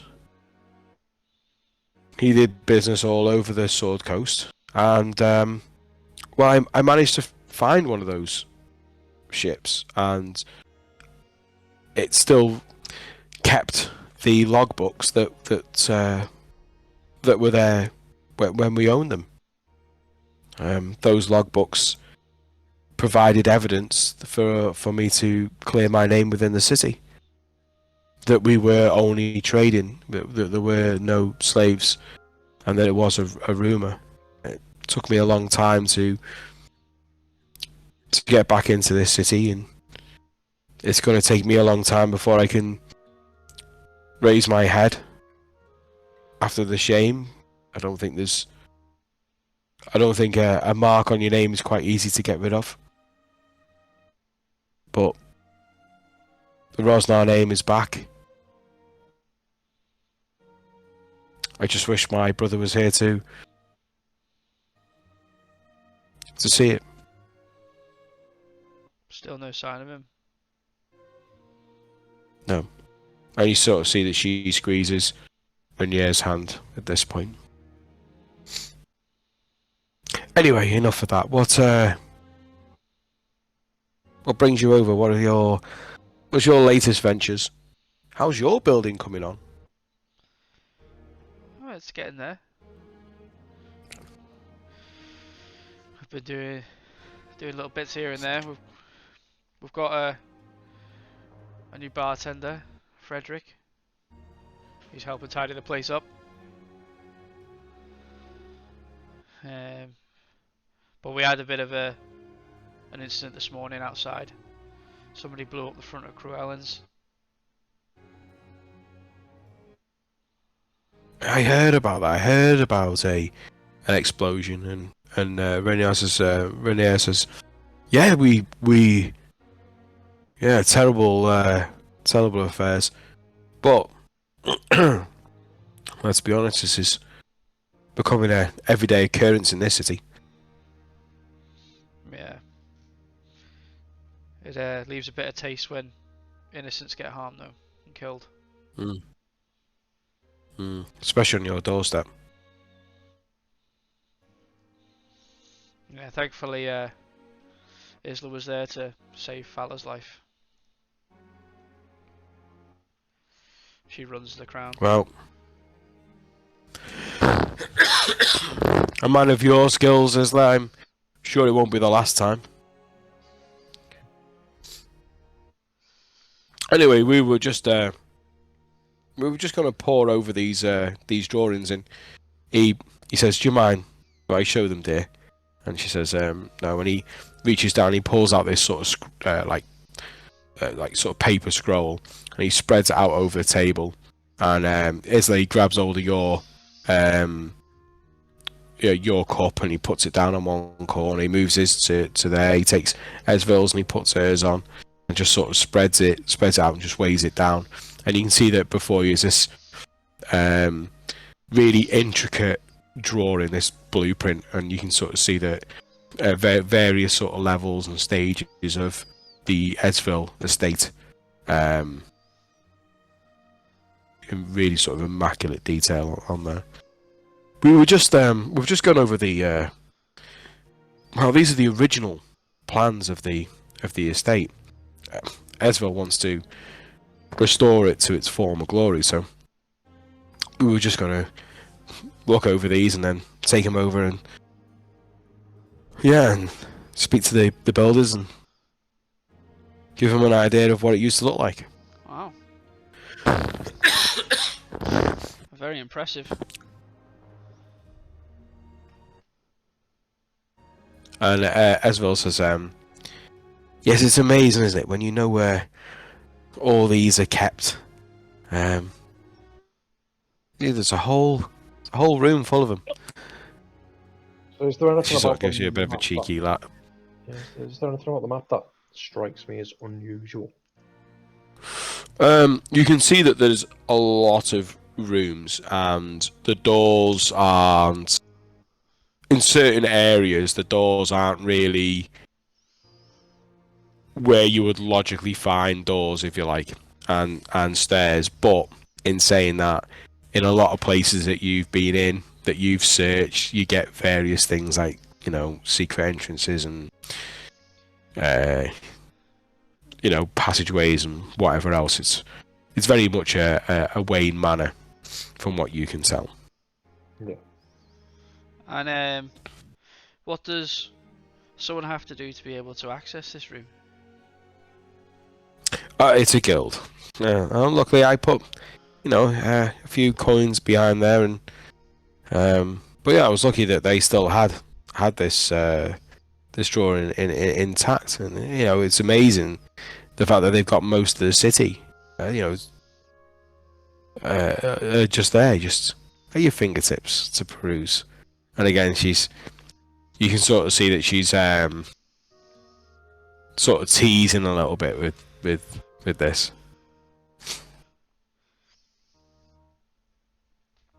Speaking of guilds and special invites, you don't happen to be invited to the Castellan's party? Oh, for the birthday party. Yeah, for the kids.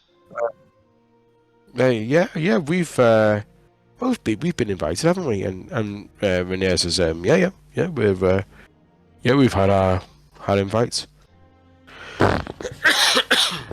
We'd be interested in going if you know of a way for us I'm to sure secure an invite. I say it with maybe I don't say it with enough disdain. One of the reasons, and she leans forward at this point, she says, one of the reasons that I stole from the Castellantes was because their family was involved in the ousting of my family. Just like everyone else that I took items from. I will go to that party.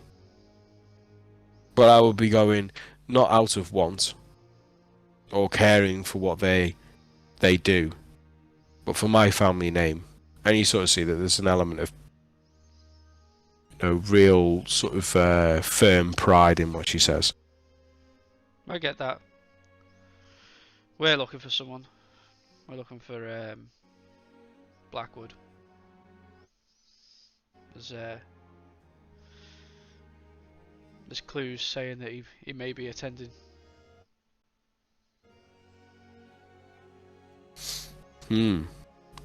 Well, if he was to show his face there, I mean, after all, isn't he on the run? Yeah, which worries me as to why he's gonna show his face there. Yeah. Yeah, well, like I said, they've already kicked me out of the city. I'm not going to show them that they've had the best of us.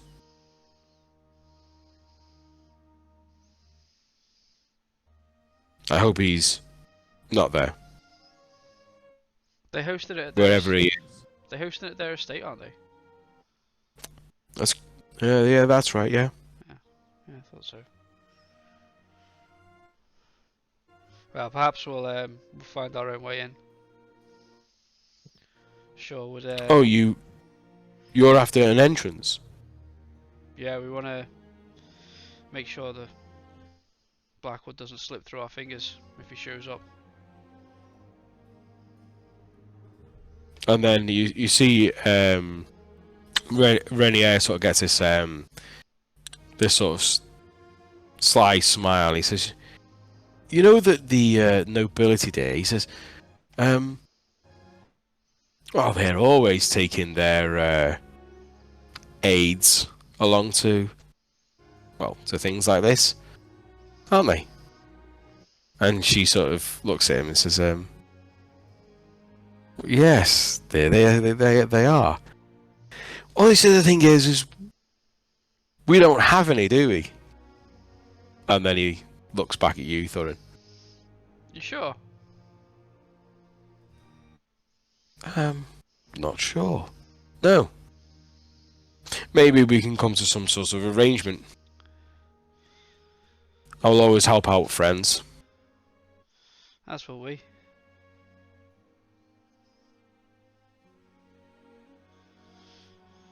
You know we're at your service. Good. Well, we shall arrange something close to the time. And do we need to arrange suitable attire? Well, let us have a think, eh? It's not for another 5 days. Yeah. Oh, we got time. We'll sort something out. Oh, sounds good.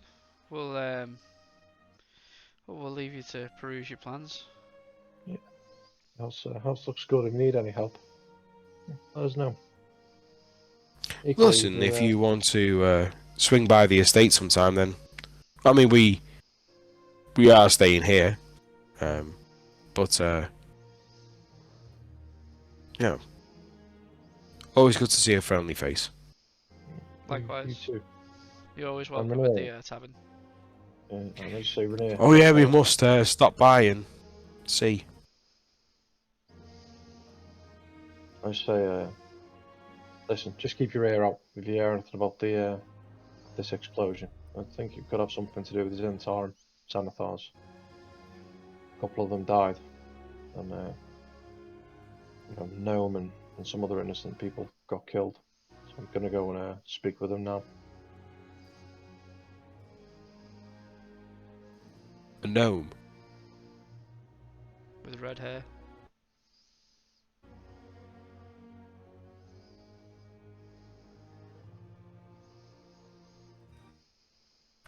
If you get any more information about the gnome, please find me and let me know.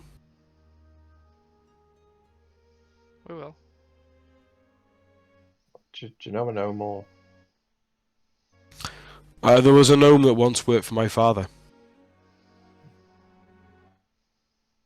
Well, I'll be sure to ask him when I go to the house to see if he knows you. Do you know what his name was? Dalakar. Dalakar. Is that spelled how it sounds? Yeah. And what did he look like? I don't want to sound Gnome with red hair. like I'm insulting, but yeah, he was a gnome. He was older in years, and look, I don't jump at every gnome. Yeah. But Xanathars, I don't like it. And I'll be honest with you, and you sort of see that he has gone serious now. I don't even like to leave here. We go to the house and we come back, and There's just too much going on. I just don't feel safe. I just feel paranoid. As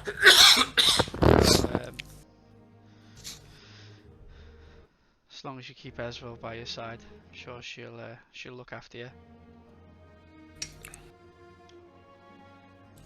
And she just sort of gives you a wink. Well, we'll leave you to the rest of your day. We'll go see what we can find out. Have a good day. See you soon. Yeah, see you soon. I get up and head back to our table. Yeah. Okay. Well, Thorin, that was a worthwhile conversation. We got a bit of information there. Yeah. So the party's in 5 days. Party's in 5 days. Name's probably called Delacar. So potential for this gnome. I think we should make our way back to the northward. There's a room of requirement with plans for every building in the city. Mm-hmm.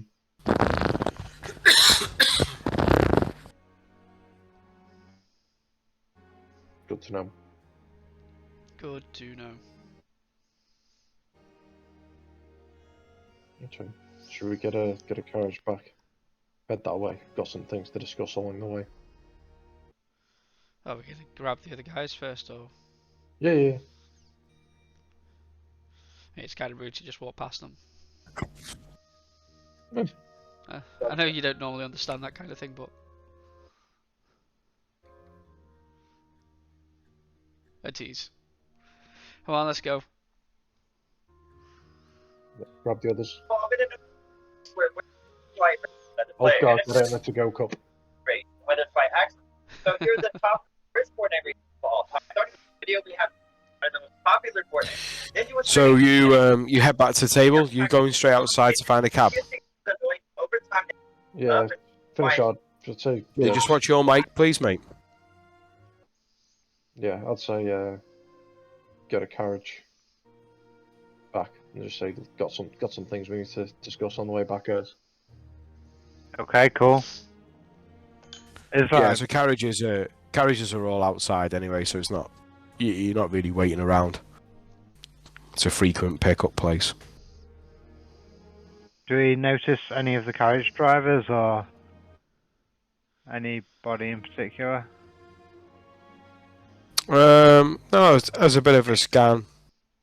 I'm thinking about avoiding the carriage driver who picked us up when we got jumped by Xanathars, and being more inclined towards the carriage driver who we met earlier on, whose name I have written down somewhere and I can't remember.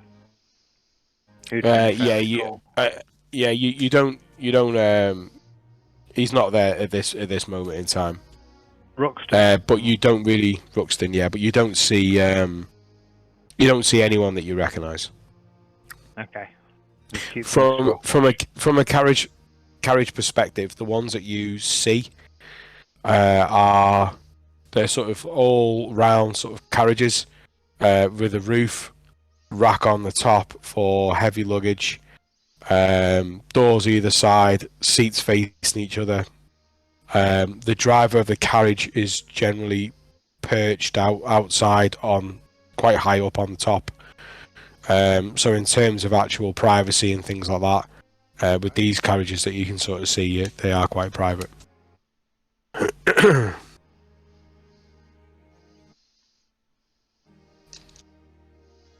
What did you learn, guys? Anything useful? Lead the way, Isla. Some little bits of information, nothing that completely makes sense yet or connects to anything. But I think I've got a way in to this building. I'll be able to speak to two of them. So maybe the gnome, maybe one of these men. But what questions do we want to be asking? Where are we heading now? We're going to go back to Troll School first, because... No. They're asking how long. I mean, it's just round the corner. What do we need to go for? We need to go back to You want to speak I to guess the it fella? depends on. We on borrowed time.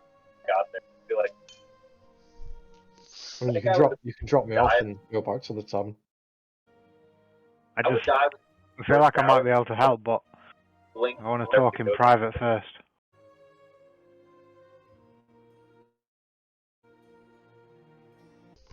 And how loud? Jay, just watch your mic, please, mate. Yeah, just mute your mic for us, mate, please. Yeah, I mean, is this like cabin enclosed or out in the open, or how loud is it? Hustle and bustle of the city. Yeah, you got a lot of like track noise, a lot of like cobbles, and then it goes to dirt track and back to cobbles again.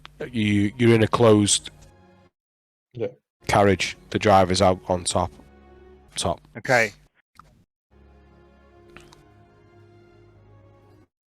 I just think if you're going in there, Isla, to talk to do your little trick and talk to these people, I might be able to help, especially when it comes to the Zentarim, and this isn't necessarily an easy thing for me to reveal, and I feel like it's not going to sit that comfortably with all of you, but you don't spend a life, or most of it anyway, in the shadows without picking up some connections, and well,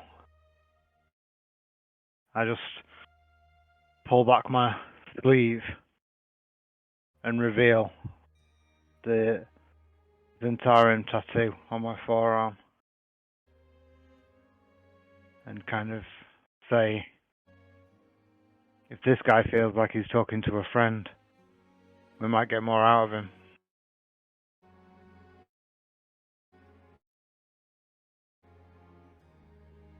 Don't get me wrong, I'm not in cahoots with these anymore, but in finding my way to my version of freedom, I had to spend some time with them. In the end, they double-crossed me. But the fact that I've got that mark might open some mouths, might open some doors. Do they know you're still alive?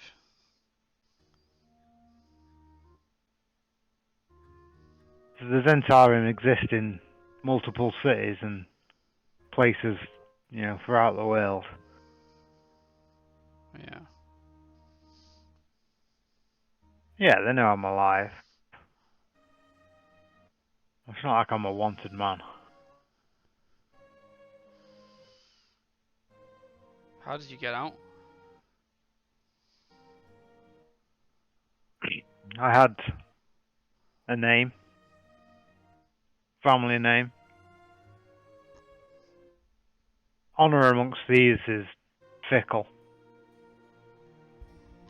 You can usually trade something for something, and I needed to get away from where I was from, back in Everland. That was the environment that I knew.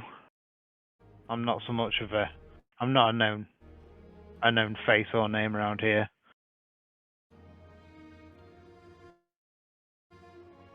But this is one corpse just opening the door, opening the mouth. Does Maloon know of your connection? Oh no. You might suspect, but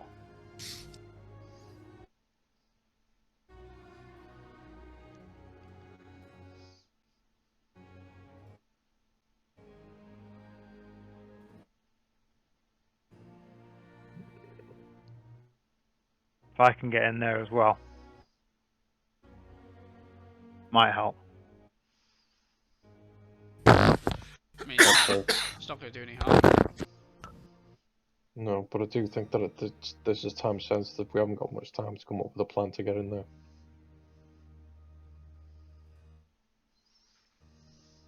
If you can get in there legitimately, that means the door's got to open. Anything else happens around about the place that's a distraction, I've got a good chance of just going in. And if you don't get in?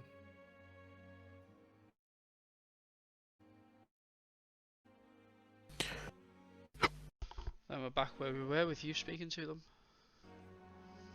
Yeah, not so long as they don't think that we're connected.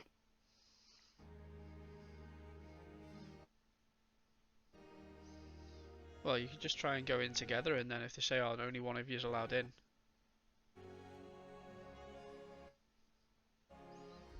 You are a man of a god.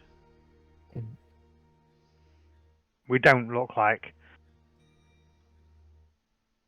comfortable associates, so it would be easy to understand. We weren't supposed to be together, and that wasn't. We didn't arrive there together. Something kicks off, or there's a question, you can say, this guy's on the absolute outs, I've no idea what he's talking about. He's a charlatan. I'll do my thing and try and disappear in the shadows.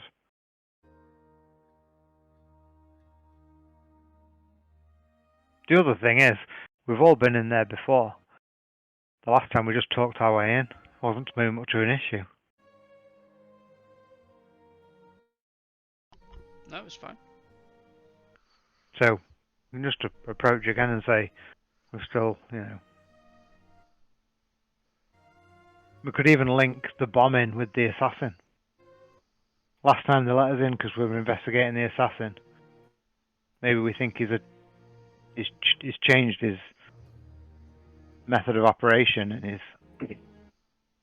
started using explosives, and we're still on the same track and just let us continue our business. We're just trying to help the city. But when we get in there, we still need to know what we want to ask. Yeah, that's true.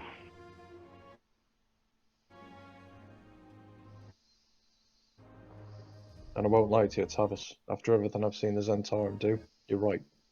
I don't feel that comfortable. I knew that. And I still chose to share it with you. I owe you my life. And I owe you everything. This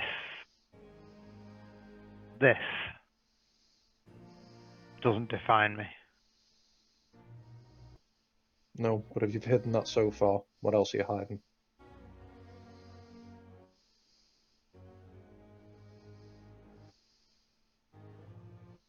I've been honest about everything else. Quite honest about my life and my experience and my family and my heritage and why I look like this, but I don't know about things down there.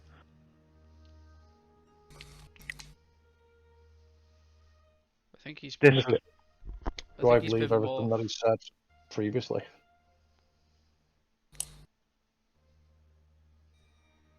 Sorry, say again.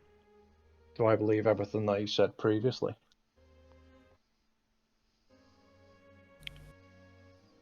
I don't know, do you? I've been insight checked a few times and it did work out. Right. So I'll just say, yeah, you have been honest about what you've said previously, but you haven't been honest about what you haven't said, and that's where my issue lies. In the past, you've said stuff and I've believed what you've said. That's fair enough.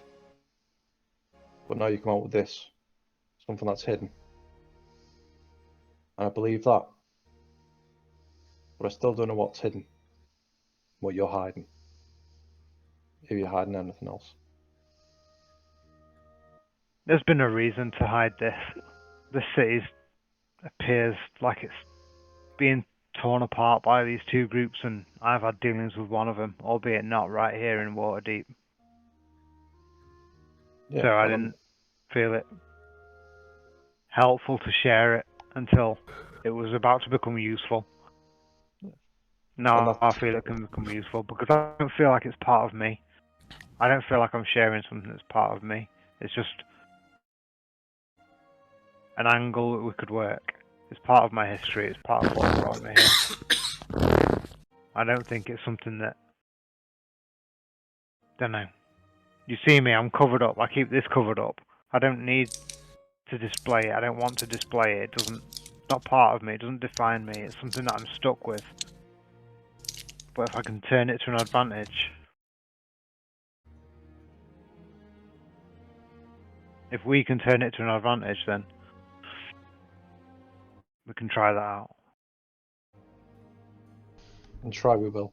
But I'll say it now. This moment in time, I don't trust you.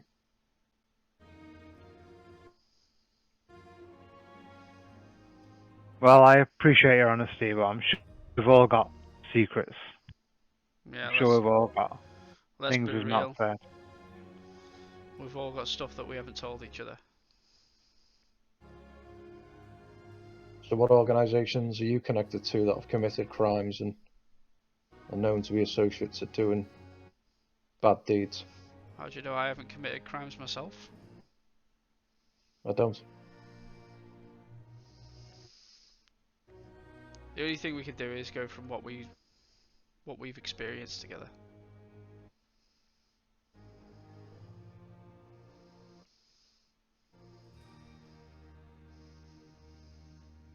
The code that I live by is judging people by their actions and not by their words.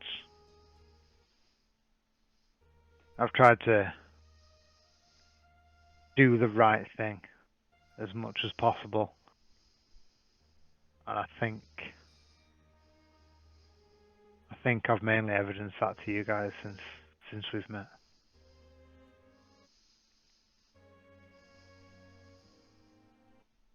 But it's not been a long period of time, and I don't expect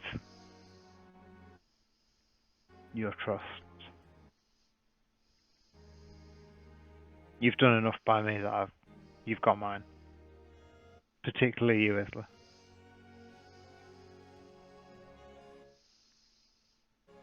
Isla doesn't say anything, he just looks at everyone individually. Sits back and looks out the window.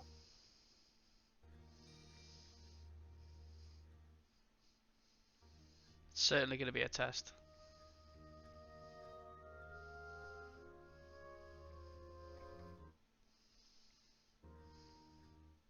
But hey, we're here. Let's go find out what's going on.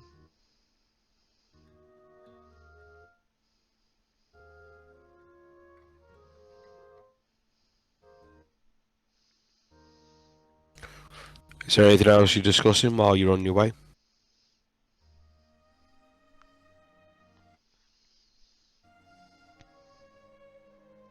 Not from Isla's perspective. No, I Well, think we need to come up with these questions.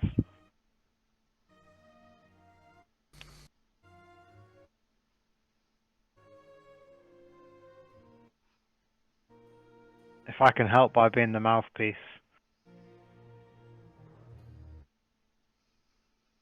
it's more honesty from this Zentarim corpse, and I'm happy to do so. I think it's going to be worth speaking to the Zentarim first, or speaking to the gnome. So if we work on the premise that we think that the gnome knows more, and possibly might be part of Xanathars, and that the Zentarim might have been the victim, we should figure out what the Zentarim know first, and exploit that when we then speak to the gnome. That's my view.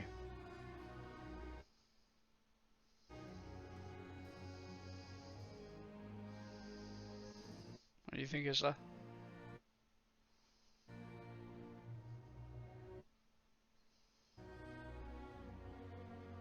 Isla doesn't really respond, just kind of shrugs. Just carries on looking out the window for now.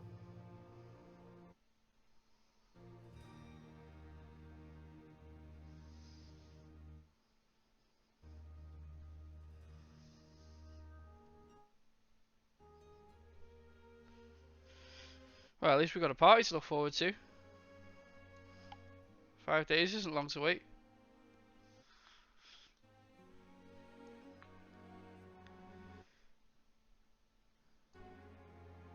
It can only get more awkward from here.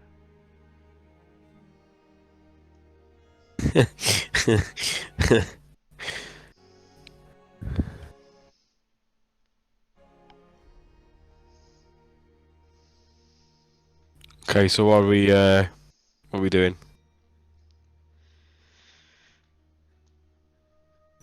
Negan, have you got anything you say?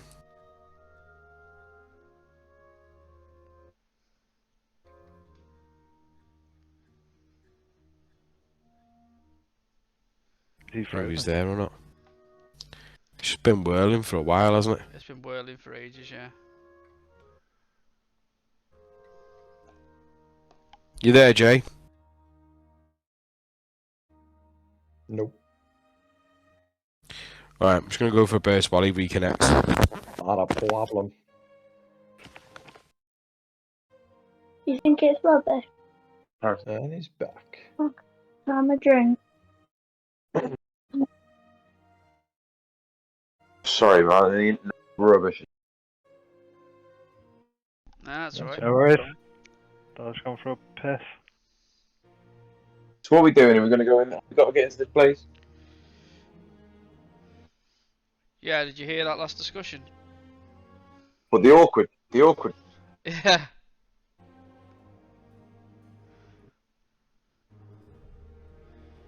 Yeah. We'll wait. Oh, We'll wait for Daryl to come back, and then you can tell him if you want to say anything.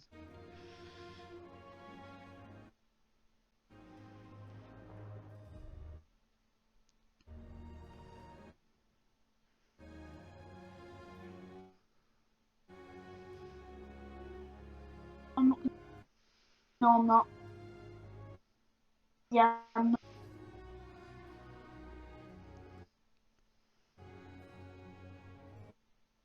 I hate it! I was the last one. I was the last one. Dad.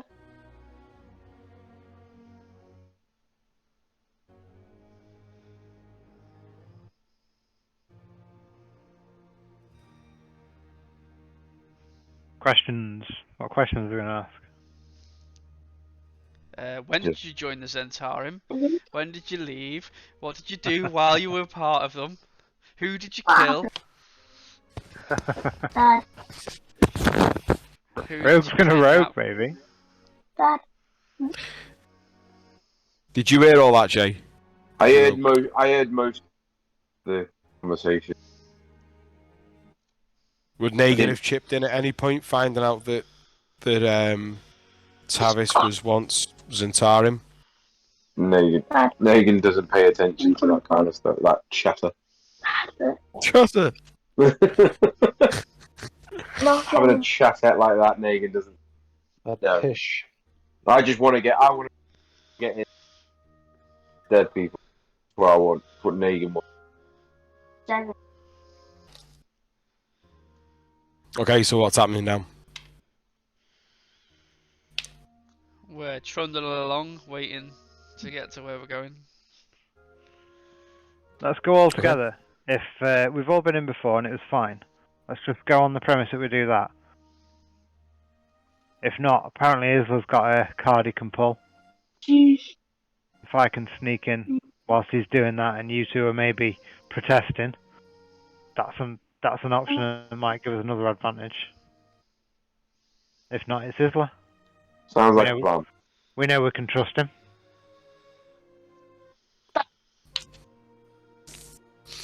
Okay, so you're getting sort of late afternoon into like towards the evening now. Yeah, you're making your way through the city back north. You're going direct. Yeah. Need to figure out these questions though, guys. We're nearly there now, so let's assume we make our way in. What we're asking. Oh no, terrible. So the okay, sorry, no, I'll let you carry on.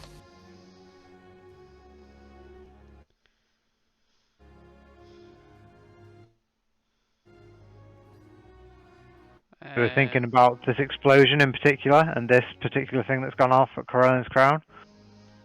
Do we want to know wider things about the war or the troubles between the two gangs?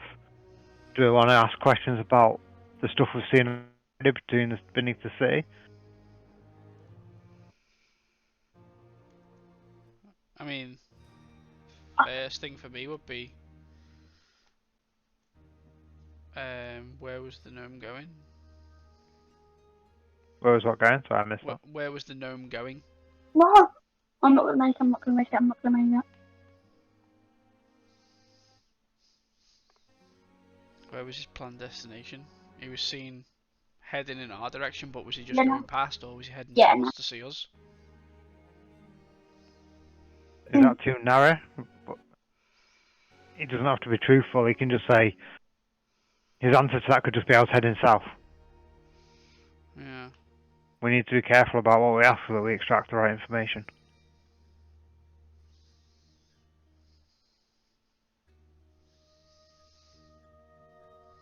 Might need to start broader in terms of intent or purpose, and then try and narrow it down to target or organisation. We'll be able to inspect the bodies, and if we assume we get in there, we'll be able to inspect the bodies beforehand, so we might know their allegiances.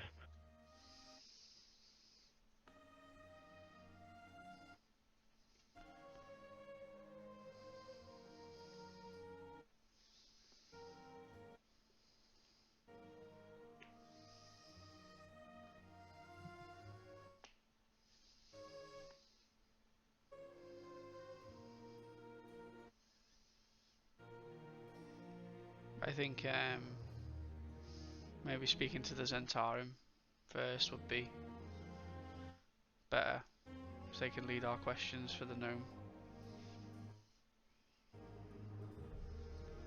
Why were they chasing him? Yeah.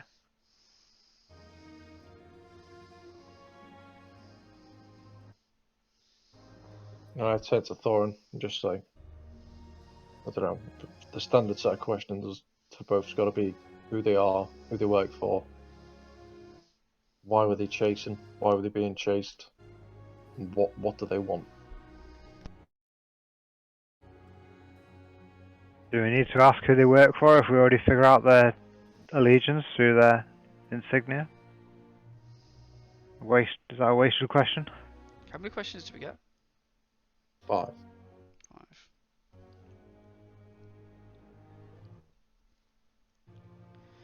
Yeah, maybe for the Zentarum we don't need to ask who they are or who they work for. Dad. Doesn't really matter who those Zentarum scumbags are when we already know who they are. Or who they work for, rather. Yeah, you know the umbrella, but you don't really know who people are, do you, until you ask them.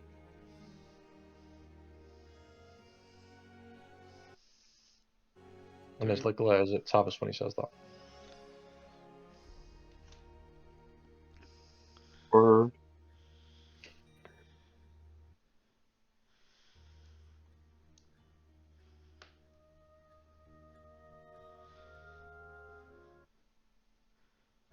Hey again, Ulfgar, let's go for a walk.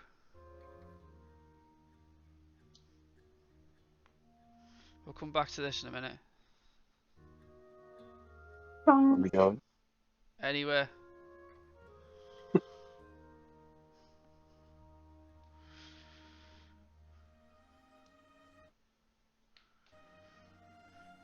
you want to go? Yeah, come on. We'll look around the premises. We'll give you 2 a minute. We're there, are we?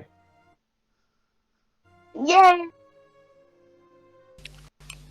Well, I don't know. Were you waiting till you get close and then you were hopping out? What were you planning? I mean, if we weren't there, I'm hopping out of a moving cart at the minute. Well, yeah, because I thought that's what you were doing. You were discussing it on the way. Yeah, I thought we were pretty much there now. We were just about to get out. Or we were getting out. Felt like a long journey. Very. Yeah, from where he gets to and parks, the temple's sort of like in a sort of middle of a square, only like a small, square. So there's a small walk over. Tavis, is there you just staying in the carriage? Oh no, I'm going in. Okay.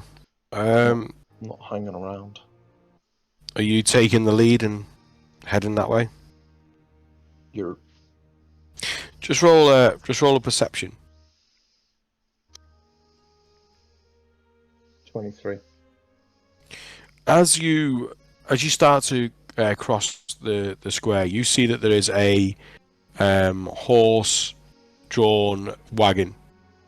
You see two individuals at the front, and what looks like just goods and stuff like that on the back of this wagon. You sort of see that they're black, their hoods up.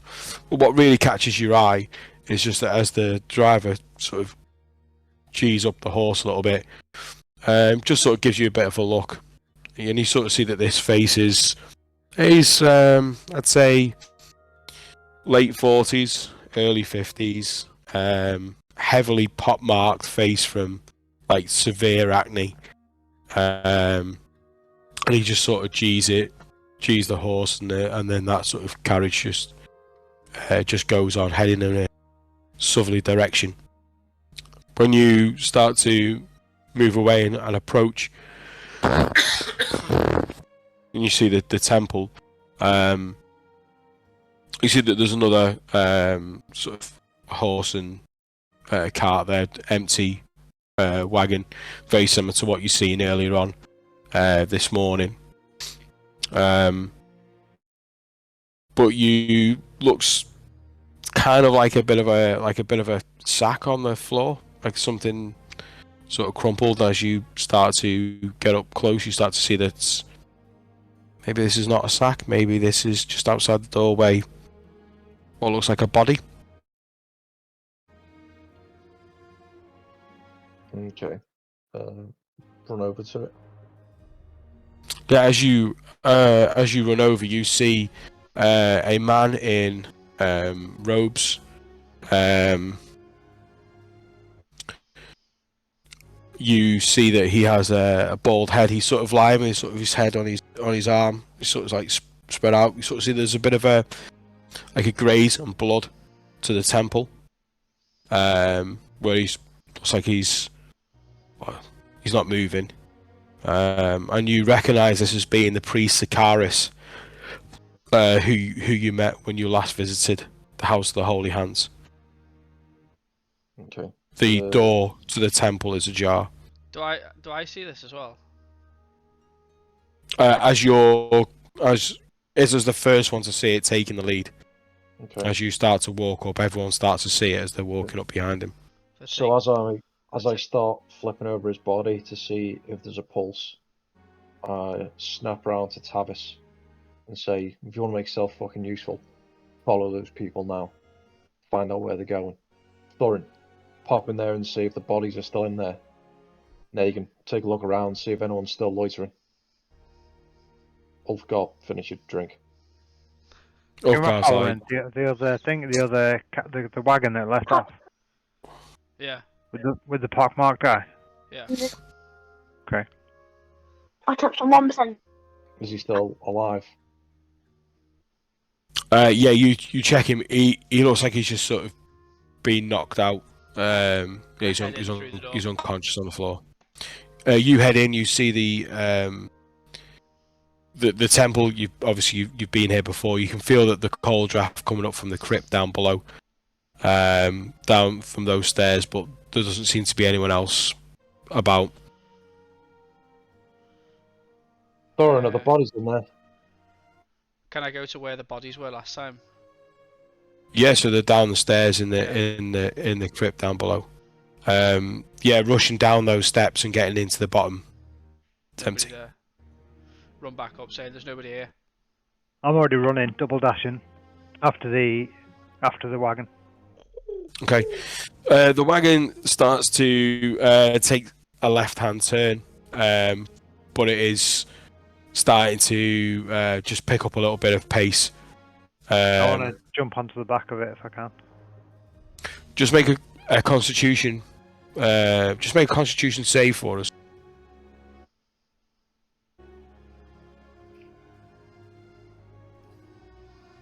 12.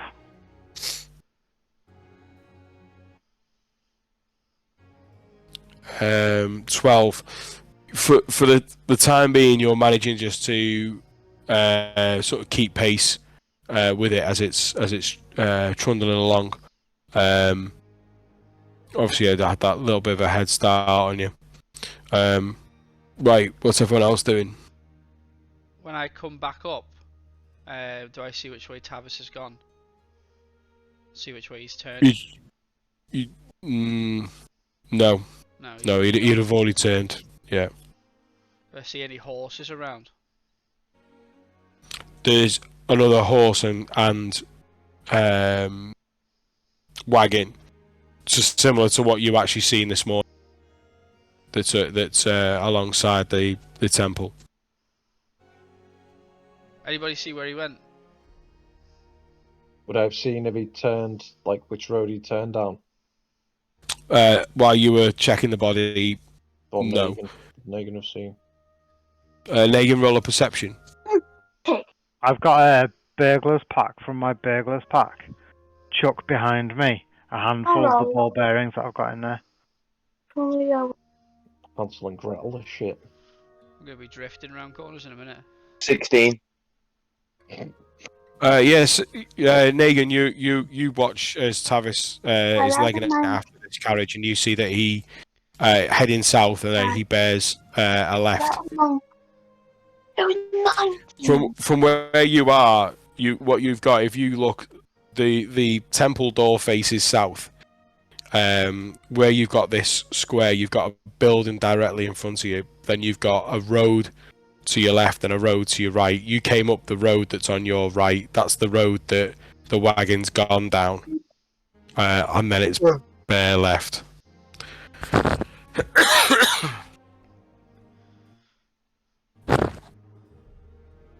So anybody see where he went? Yeah. Seeing that he went off south. Hop in. I climb up onto the horse and carriage. And give chase. I say you two go. Let me know where you are when you get there. Already gone. Yeah, I shout it. This brings me back to the good old days of the race.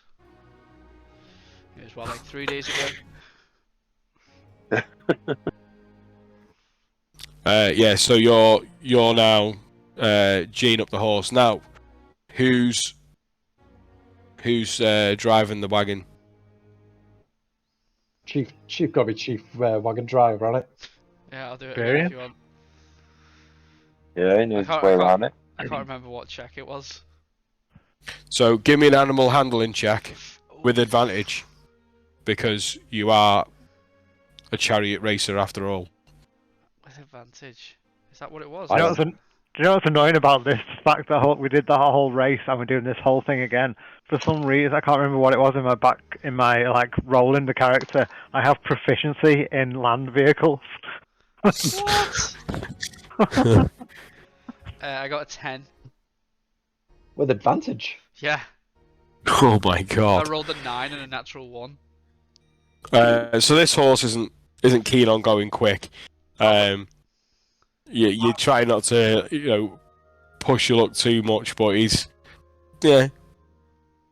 as Matt Mercer would say, it's what does he say? It's like serviceable, whatever he says. It's functional. That's what it's doing.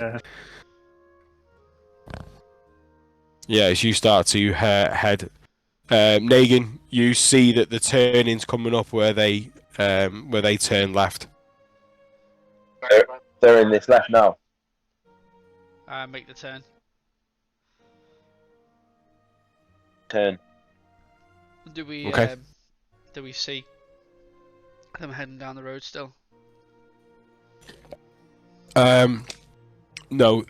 By this time, they've now turned off. Tavis, you are still running after them. What's the road like? Is it dry, wet? It's dry, cobbled, sort of wide streets. Yeah.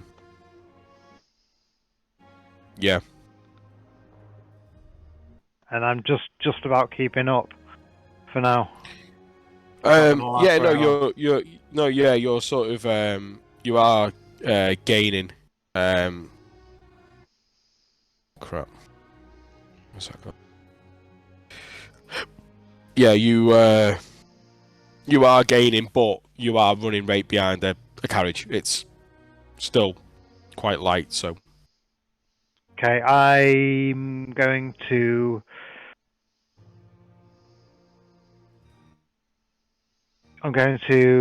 As I'm running, if I can. I don't believe that I can't.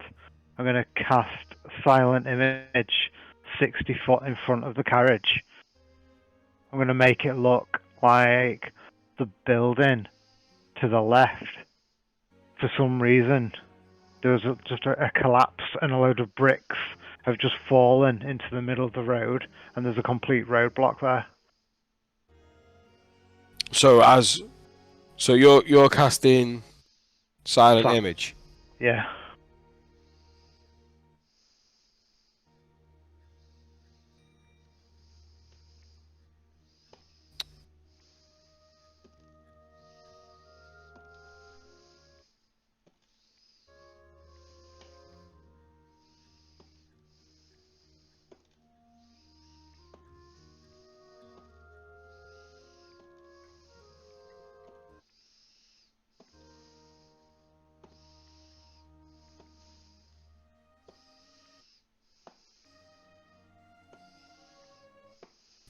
Okay.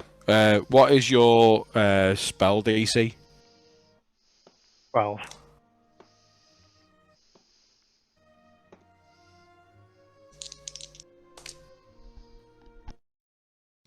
So, yeah, you're running behind, and you focus on a building ahead.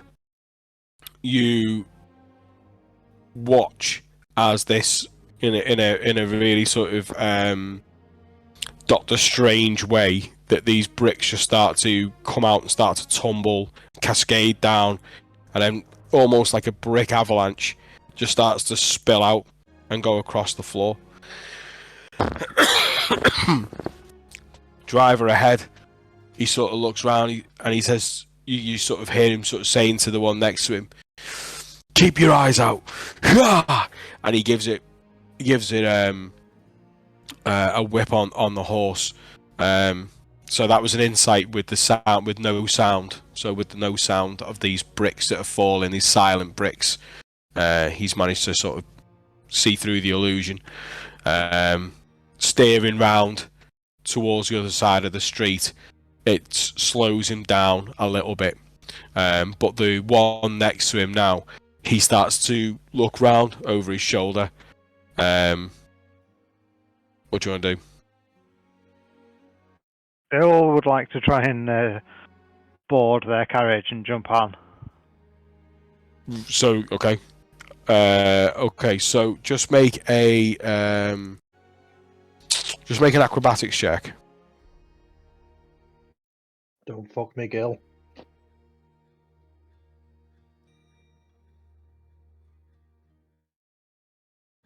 $19. Yeah, so without even hands, you in a very crouching tiger, hidden dragon way, just sort of like airwalk in a very elf-like manner up, and then land just on the edge of the wagon, almost with no disturbance in terms of weight. However, the one next to the driver now has turned around and is scanning. Just roll initiative, please.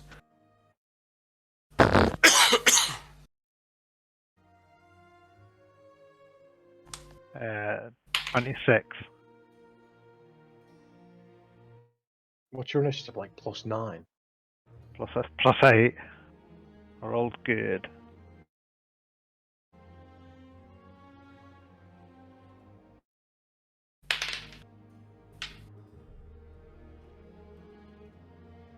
+8 to initiative. Okay. Okay, so with that, the young man, a lot younger than the one driving, he sort of twists, turns, and picks himself up sort of onto the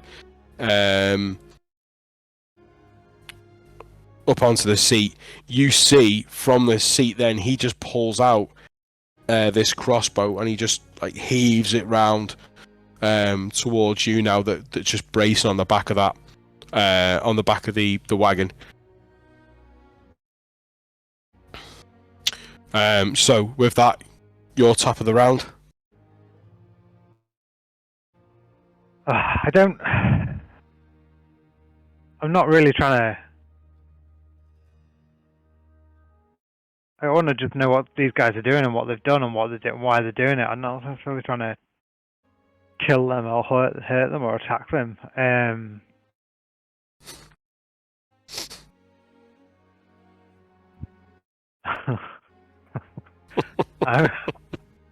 I'm going to. I've got time to draw my weapon, have I? Yep. I'm gonna. Can I do this, Darryl? Because you talked before about calling shots and stuff. I want to draw my hand crossbow and fire it at him, but just to disarm. So the calling of the shot was that the way that we worked it, and I've written it down somewhere. I've not even looked at it, and it is so long. Was that it was actually a hold in the turn to do it. So you called your shot, you hold your turn to the next round, and then you take your shot. Okay, well I want to try and shoot, but to disarm him. So shoot him in the arm to make him drop his weapon, or shoot his weapon to make it malfunction. Okay. Whatever the appropriate. AC Well, just make the attack roll. Okay. Natural 20. Okay. Nice. Great success! Booyah! Straight in. +6.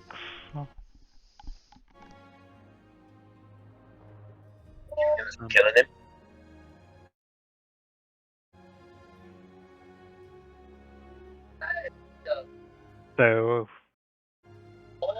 So roll for damage. So there's very clearly no sneak attack, is there? So it's just my straight damage. Yeah, it's just straight damage, yeah. 5. That doubled, yeah? Nope. So 10 damage. 7. No, because 5 was plus the Okay. modifier. So the dice is 4 plus 3 is 7. Okay. So you let the arrow fly, aiming for the aiming obviously for the crossbow. You do make significant damage, but the damage isn't enough. It's significant in terms of you manage to make a solid hit, but it's not enough for him to. It's not enough for him to drop it. You sort of see that the knife stings as it sort of whizzes past.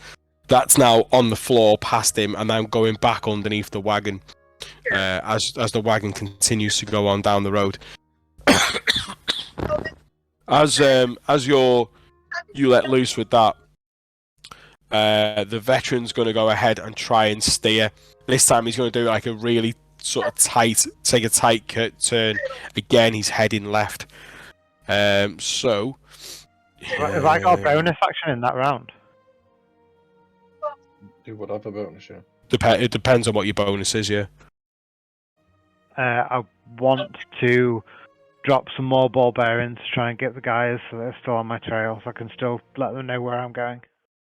Yeah. Now, I will say now, the DC for tracking ball bearings in a really busy, wide street is going to be difficult. In terms of how visible they are. Yeah. Right, so So he's going to make a animal handling check. That is a natural 18. So he manages just to keep on with the reins, pulling the cart around. Just make a dexterity saving throw.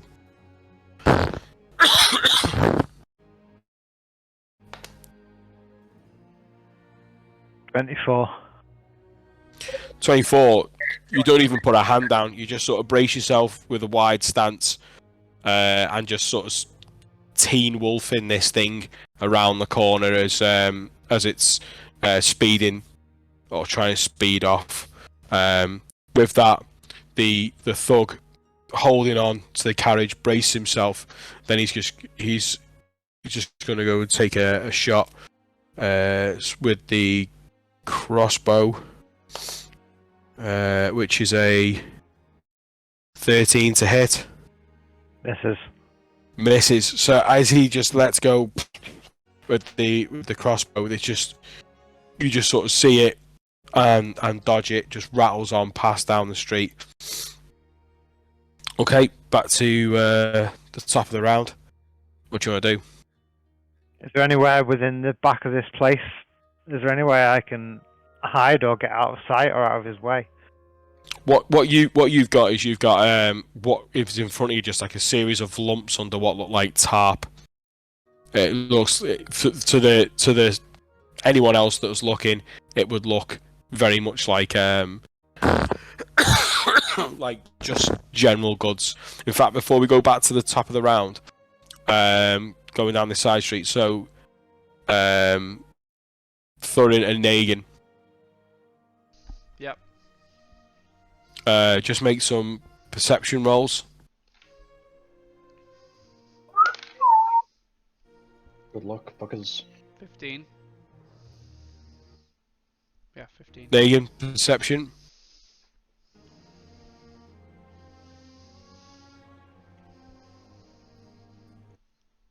How many? 16. You're at a loss. You've come down this street, but do I not see anybody like looking after somebody like that? It's like giving them evils, like they've sped past and nearly ran me over, sort of thing.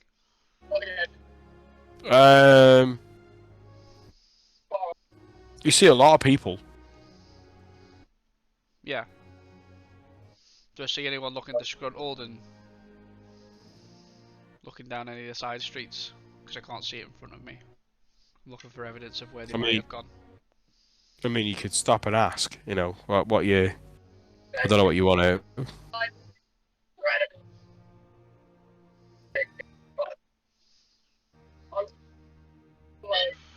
What do you want to do, Negan? Where have they gone? Can't see them.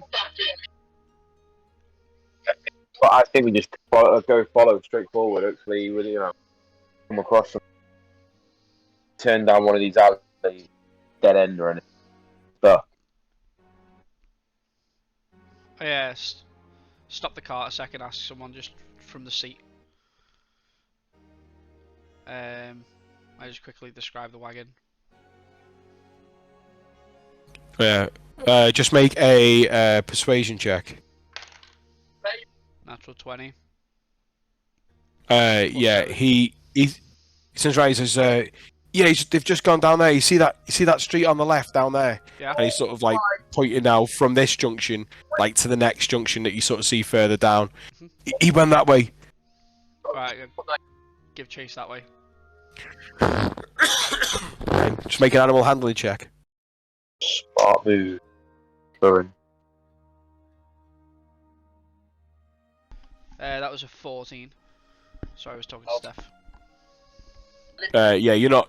It's really not like picking up the pace too much. Sort of keeping on track. You make it out into this main road and then into the next sort of side street.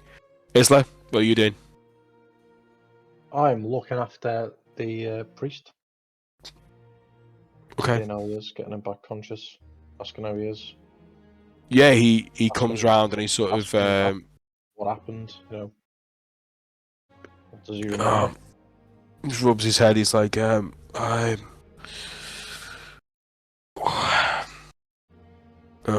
a knock on the door, and they push me up against the wall. The older one, and the younger one, he was picking him up, bringing him upstairs, and I don't know. They were just loading him up onto the wagon. Ah, my head's splitting.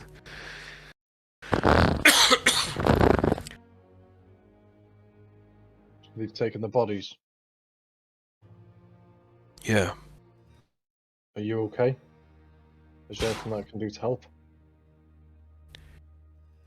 I was just. My head's so sore. I'm alright. Thanks. And he sort of touched on his shoulder and. Is Ulfgar with me, or is he gone with the... Yeah, Ulfgar's with you, yeah.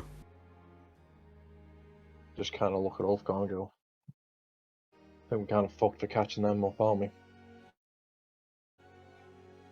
Ulfgar's like, with my little legs. Yep. I'm gonna go and take a look at the... Oh, they've taken the wagon, haven't they? Nothing left wagon-wise. No, there was one there, but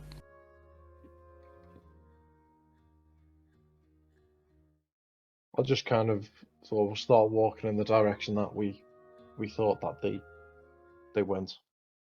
I'm waiting for some form of communication or anything like that. We'll start asking people if they've seen, two wagons chasing each other. So obviously we're at a much slower speed, but we'll try and start navigating our way the way they've come, just by speaking to people and seeing if we can pick up any clues on the way. as you're about to leave, he says, wait. I don't know if it's going to be much help, but they said that the older one said to the younger one that he needed to hurry up and that they needed to get them to the three souls. Does that mean anything to me? Even without a roll, no. That's fine. 3 souls. No, thank you very much. And with that, we'll kind of start again going in that direction, but we'll start asking about 3 souls. See if we know what that is, anything along those there lines. Tavis might know. I have no way of talking to Tavis. Okay, so top of the round then, Tavis.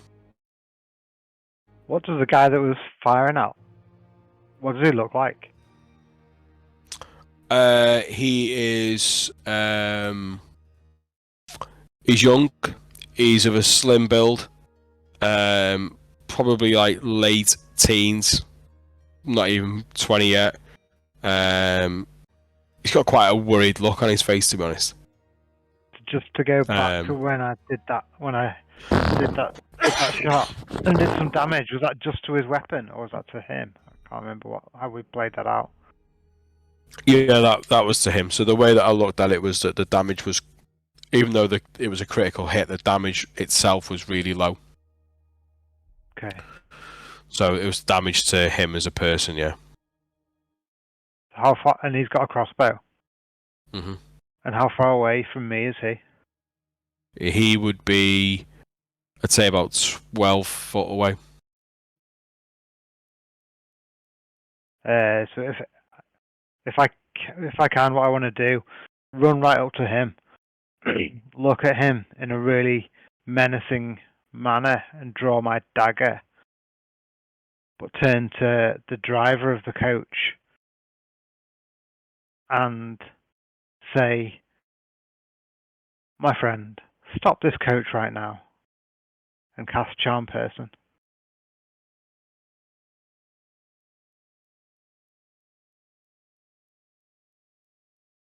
So charm person on the driver, yeah? Yeah.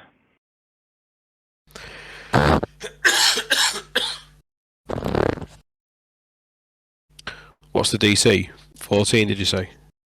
I think it's only 12. Spell. That's my Oh, spell is it 12? save DC. Is that right? Yeah. Yeah, Mm-hmm. that's right, yeah.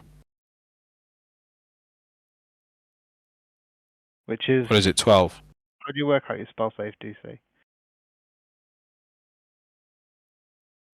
It should be on your second page. Yeah, 12 is what I've got written down. Yeah, it'd be Oh, okay. 8 plus your proficiency modifier plus your spell casting bonus. I think. Something like Okay, it's gone up because my proficiency went up. It's 13. Sorry.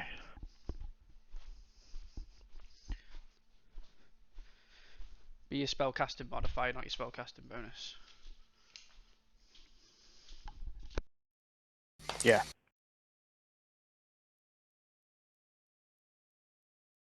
Oh, 12. He turns to you and he says, hey, do I know you? Yeah, we're trying to achieve the same goals here. We need to stop the cart right now. We're heading in the wrong direction. We've got to get this. We've got to get these to the three souls. We've got to deliver it. Yeah, come on. You know me. Trust me. We're going the wrong way. We're not going the wrong way. We're not going the wrong way. Come on. Look, Slow just the take a cart seat. down Look, right now so we can look. I make don't know the why right you're choice. shooting. You know him. Don't be shooting at him. Come on, sit down. And the teen now is starting to look a little bit confused. He's sort of like looking back at you with the dagger and then looking at him.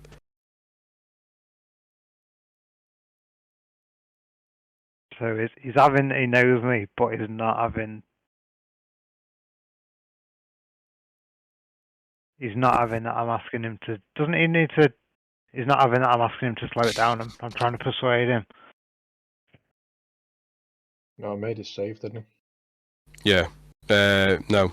He didn't make the save for charm person. So now is he have to make the save for the persuasion, and he should have. It just says it.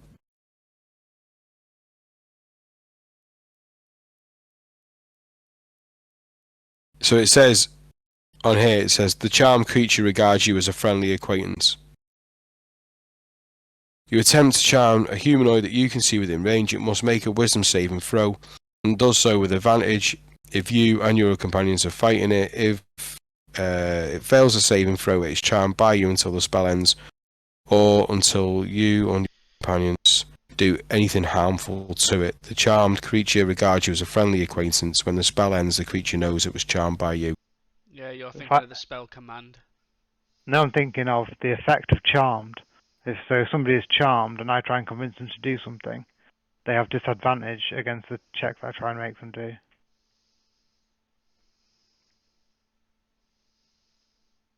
I have an advantage on any ability check to interact socially with the creature. The charmer has advantage on any ability check to interact socially. Yeah. So should we roll for the fact that I'm saying slow the cart down? We're going the wrong way. Yeah, that's a roll. Yeah. Right now, as a charmed person, he just sees you as a friendly acquaintance. He still has his motivations to do what he's doing. He's considered charmed, and he has advantage on an ability check to interact socially with the creature. Yeah. Is that another round? Would that be another round for me to roll against? No. Persuasion. No. At that point, you're out of combat. So, if you're persuading him to do it, then obviously you do that with advantage. Okay, so that's what I'm saying. We're going the wrong way. Stop the cart. Slow it down.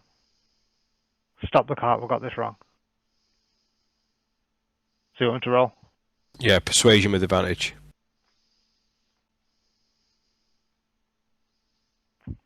12. 12. He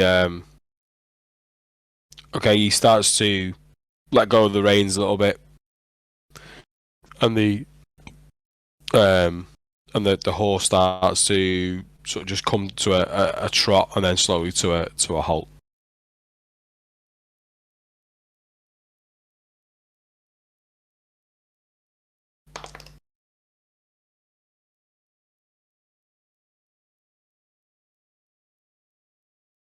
It's still with me in this interaction, or Yeah. You're out of combat. okay. So like, good. Thank God for that. Where are we even going with these guys? What are we even doing here? 4 souls. They're 3 souls.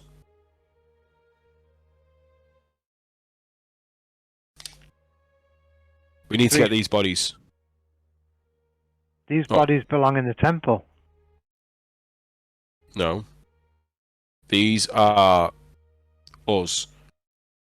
Yeah, and we can't let them just sit off in a temple. They need to come to rest. They need to be laid to rest. They know too much.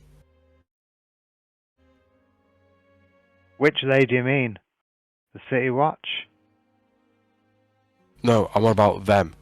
What are you telling me that a cleric isn't going to go walking in there? You can hire one for 25 gold. You can hire who? A cleric.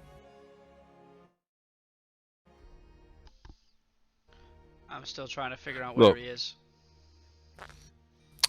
Just make a... I'd say nature check, just in terms of reading terrain and... In fact, no, it won't be a nature check. Hang on one sec. Go for survival. Just in terms of getting your bearings and things like that. 18. 18. Yeah. From the 2 previous corners, you know that he's going south and he's going east. So you're using that as a frame of reference.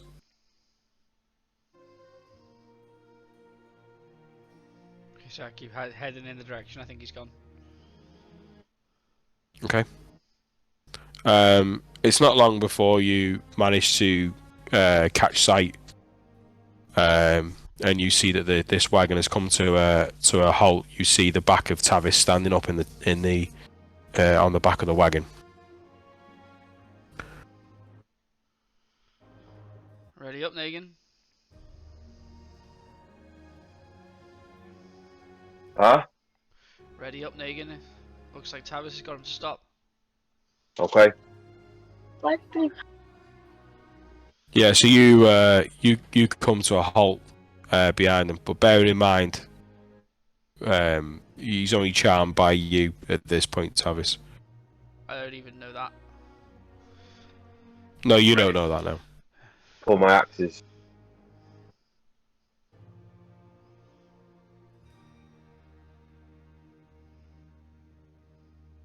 So I just go, listen mate, remind me what the bloody mission is. My head's all over the place. You know what they've got us doing, all sorts of stuff. Sometimes it's left, sometimes it's right. I'm confused. Sometimes we've got us something, you know, they're on a mission and it feels like we're doing the right thing and we're getting just reward. Sometimes it's like you spend half an hour, half your day, half your life underground and you get nothing for it. Remind me again, why are we even doing this? I'm having a crisis of conscience.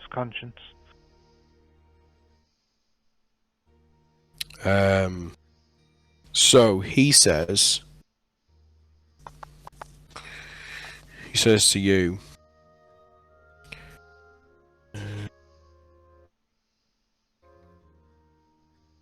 find the page.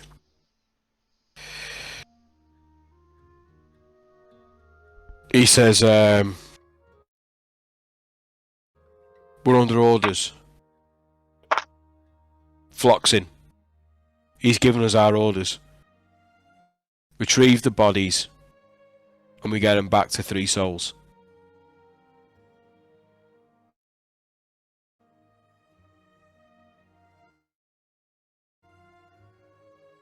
But what do we get out of it? Do you know what I mean? It's like we're always taking orders, we're always doing this for somebody, that for somebody else.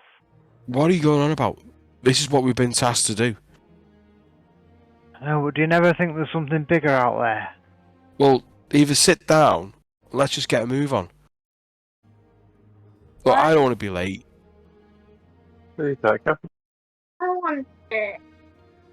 Yeah, that's a lot of burden on you. Listen, watch your side. You let me drive. Yeah, make a persuasion with advantage.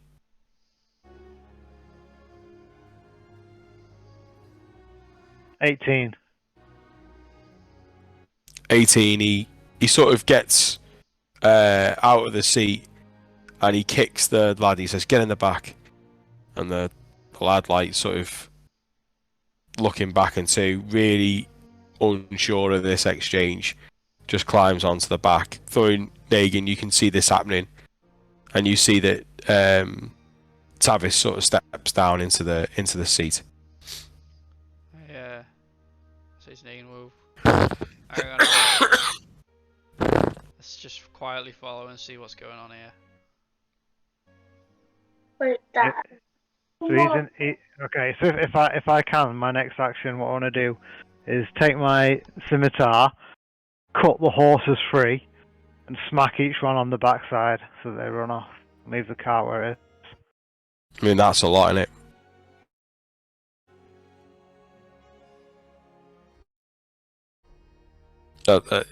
That's a lot.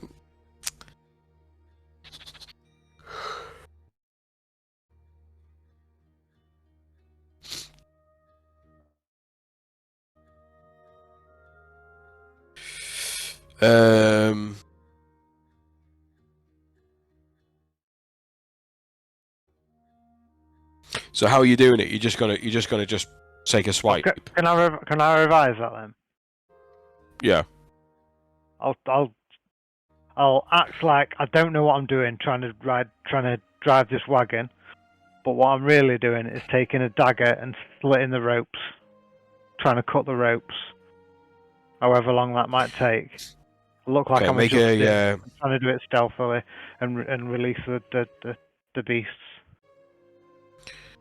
So all you've really got is a rein in front of you, because you're quite away from where the harnesses are and the rigging that sits below it. All you've really got is that rein. Okay, so the goal is to make it not non-functional. Really. I mean, no one's driving it unless you make it move in your current position. He says to you, "You're gonna get a move on or what?" Yeah, I'm just making sure. I'm just making sure the horses are all right.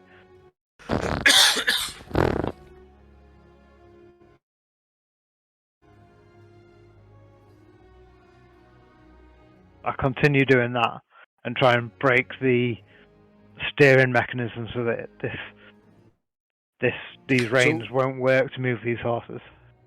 So what you've got, right? Your wagon is basically flatbed, a seat with a footrest, like a foot thing that comes up from the bottom of the wagon. You've got like a long pole that goes up, 2 horses, and then the rigging and the straps that go around it. What you're holding on to in terms of the rein is attached to the horse. So in terms of actual mechanism, all you've really got is the rein in front of you. The actual harnesses and all that, that's all sitting below you.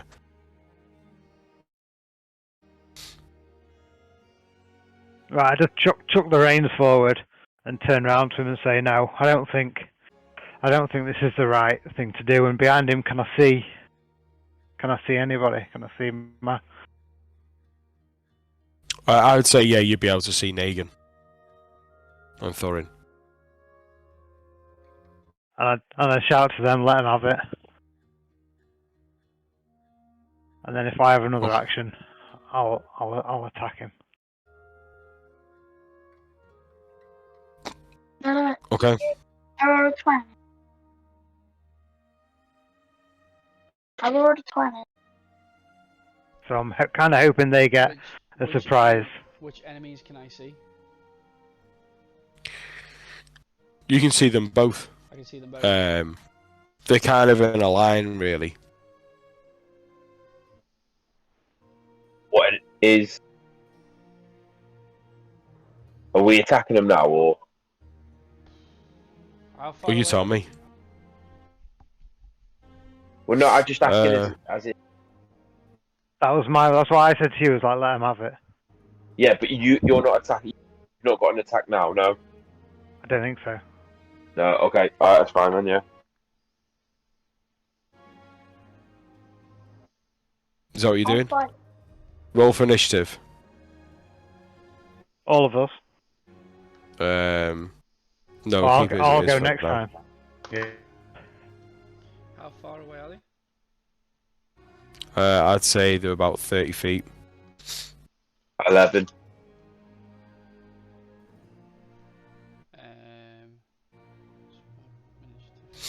Oh, 22. Ooh. What? So, Thorin, you're first. I want to cast Hold Burst on them both. Okay. And Is that a save? Yeah, it's a DC of 15 to beat. Where is it? A Wisdom save.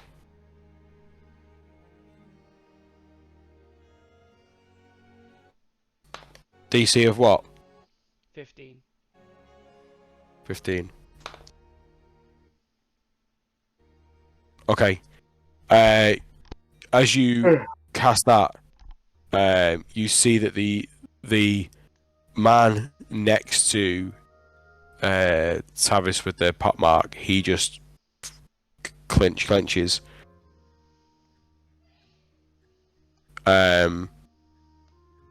Is that the end of your go? Yeah. Yeah? Yeah, that's the end of my turn, yeah. Okay. His goes next. He can't do anything. Behind them is the young teen, who immediately, on seeing that, gets off the wagon and just legs it. He's just dashing.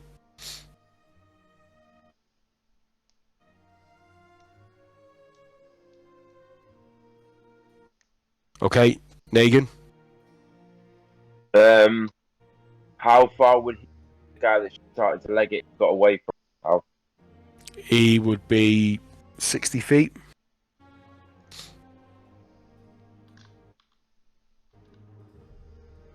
Can I chase him?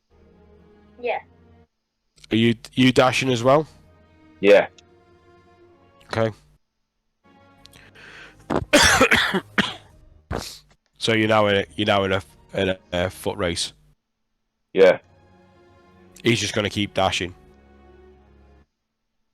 Yeah. Well, until I can get him 20 for him, and then I'll throw my axe. He's just going to keep dashing. So he's doing like 60 feet, and then you're doing 60 Yeah, feet. All right, then I'll just pull up. I'll pull up just as I've gone past the thing to realise that obviously I'm not going to catch him. Yeah, and he was scared. He's just running for his life.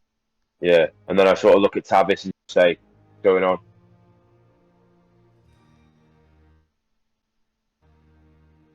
Back to me.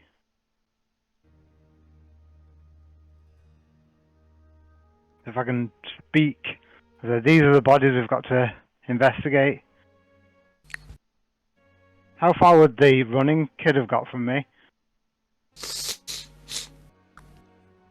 Well, he would only have been about 2 foot behind you, 3 foot behind you. So.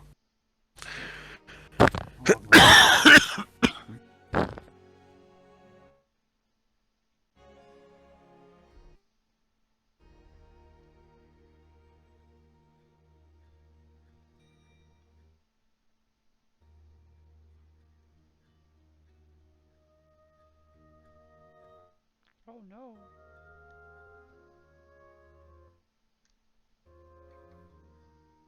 Depending on Tavis's action now, if there's no further aggressive action in terms of like combat sitch, then that's where we'll pick it up. We'll see what give him the opportunity to see what he wants to do first. Who was the order to take the bodies? Who was the order? What was the what? Sorry. Who was the order given by for moving the bodies? The name he gave. Yeah. He said Floxin.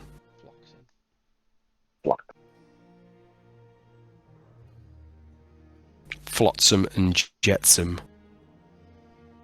Why? Hammerhead, baby. Hammerhead, baby. Kiss. Oh, I'm going to see Kiss in the summer. Detroit Rock City. My next move was going to be to try and chase the kid down with the cart. It's going to be what? You just keep cutting out your mic. Sorry, it's because my like mic's too this. far away. Yeah, my next move was going to be to chase down the kid with the cart. I'm still on the horse. If I can get it past, I was going to chase him down. If I can't get it past, if the road's too narrow, then I can't, obviously. Yeah, you can get it past, yeah. What's my movement speed with the horse and cart?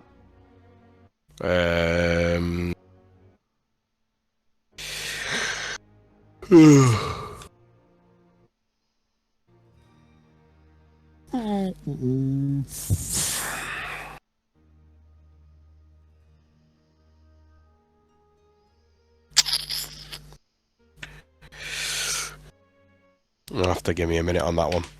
Right, Tavis. Sorry, just disconnected. So I was thinking I was going to try and, if he was close enough, the guy that tried to run away, I was going to fire at him. So at the end of his turn, he's 60 feet away. 60 feet, and I've got short bow. It goes up to 120, I think.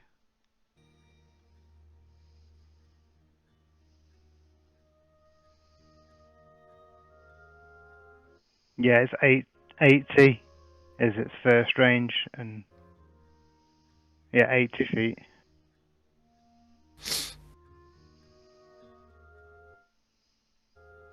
Okay. So can I roll to attack? Yeah.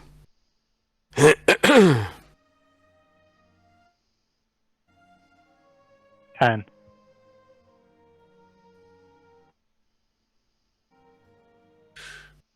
Uh, 10 is a no. So yeah, you let loose and it just clatters against the street. Thorin, you have a 40-foot speed on the horse. Yes, I'd try and chase him down. Yeah. Just make an animal handling check. Ooh, natural 20. Nice. Boom. Yeah, we'd say that over the course of a few rounds, you would manage just to corner him against the building. What are you doing? Actually running him down?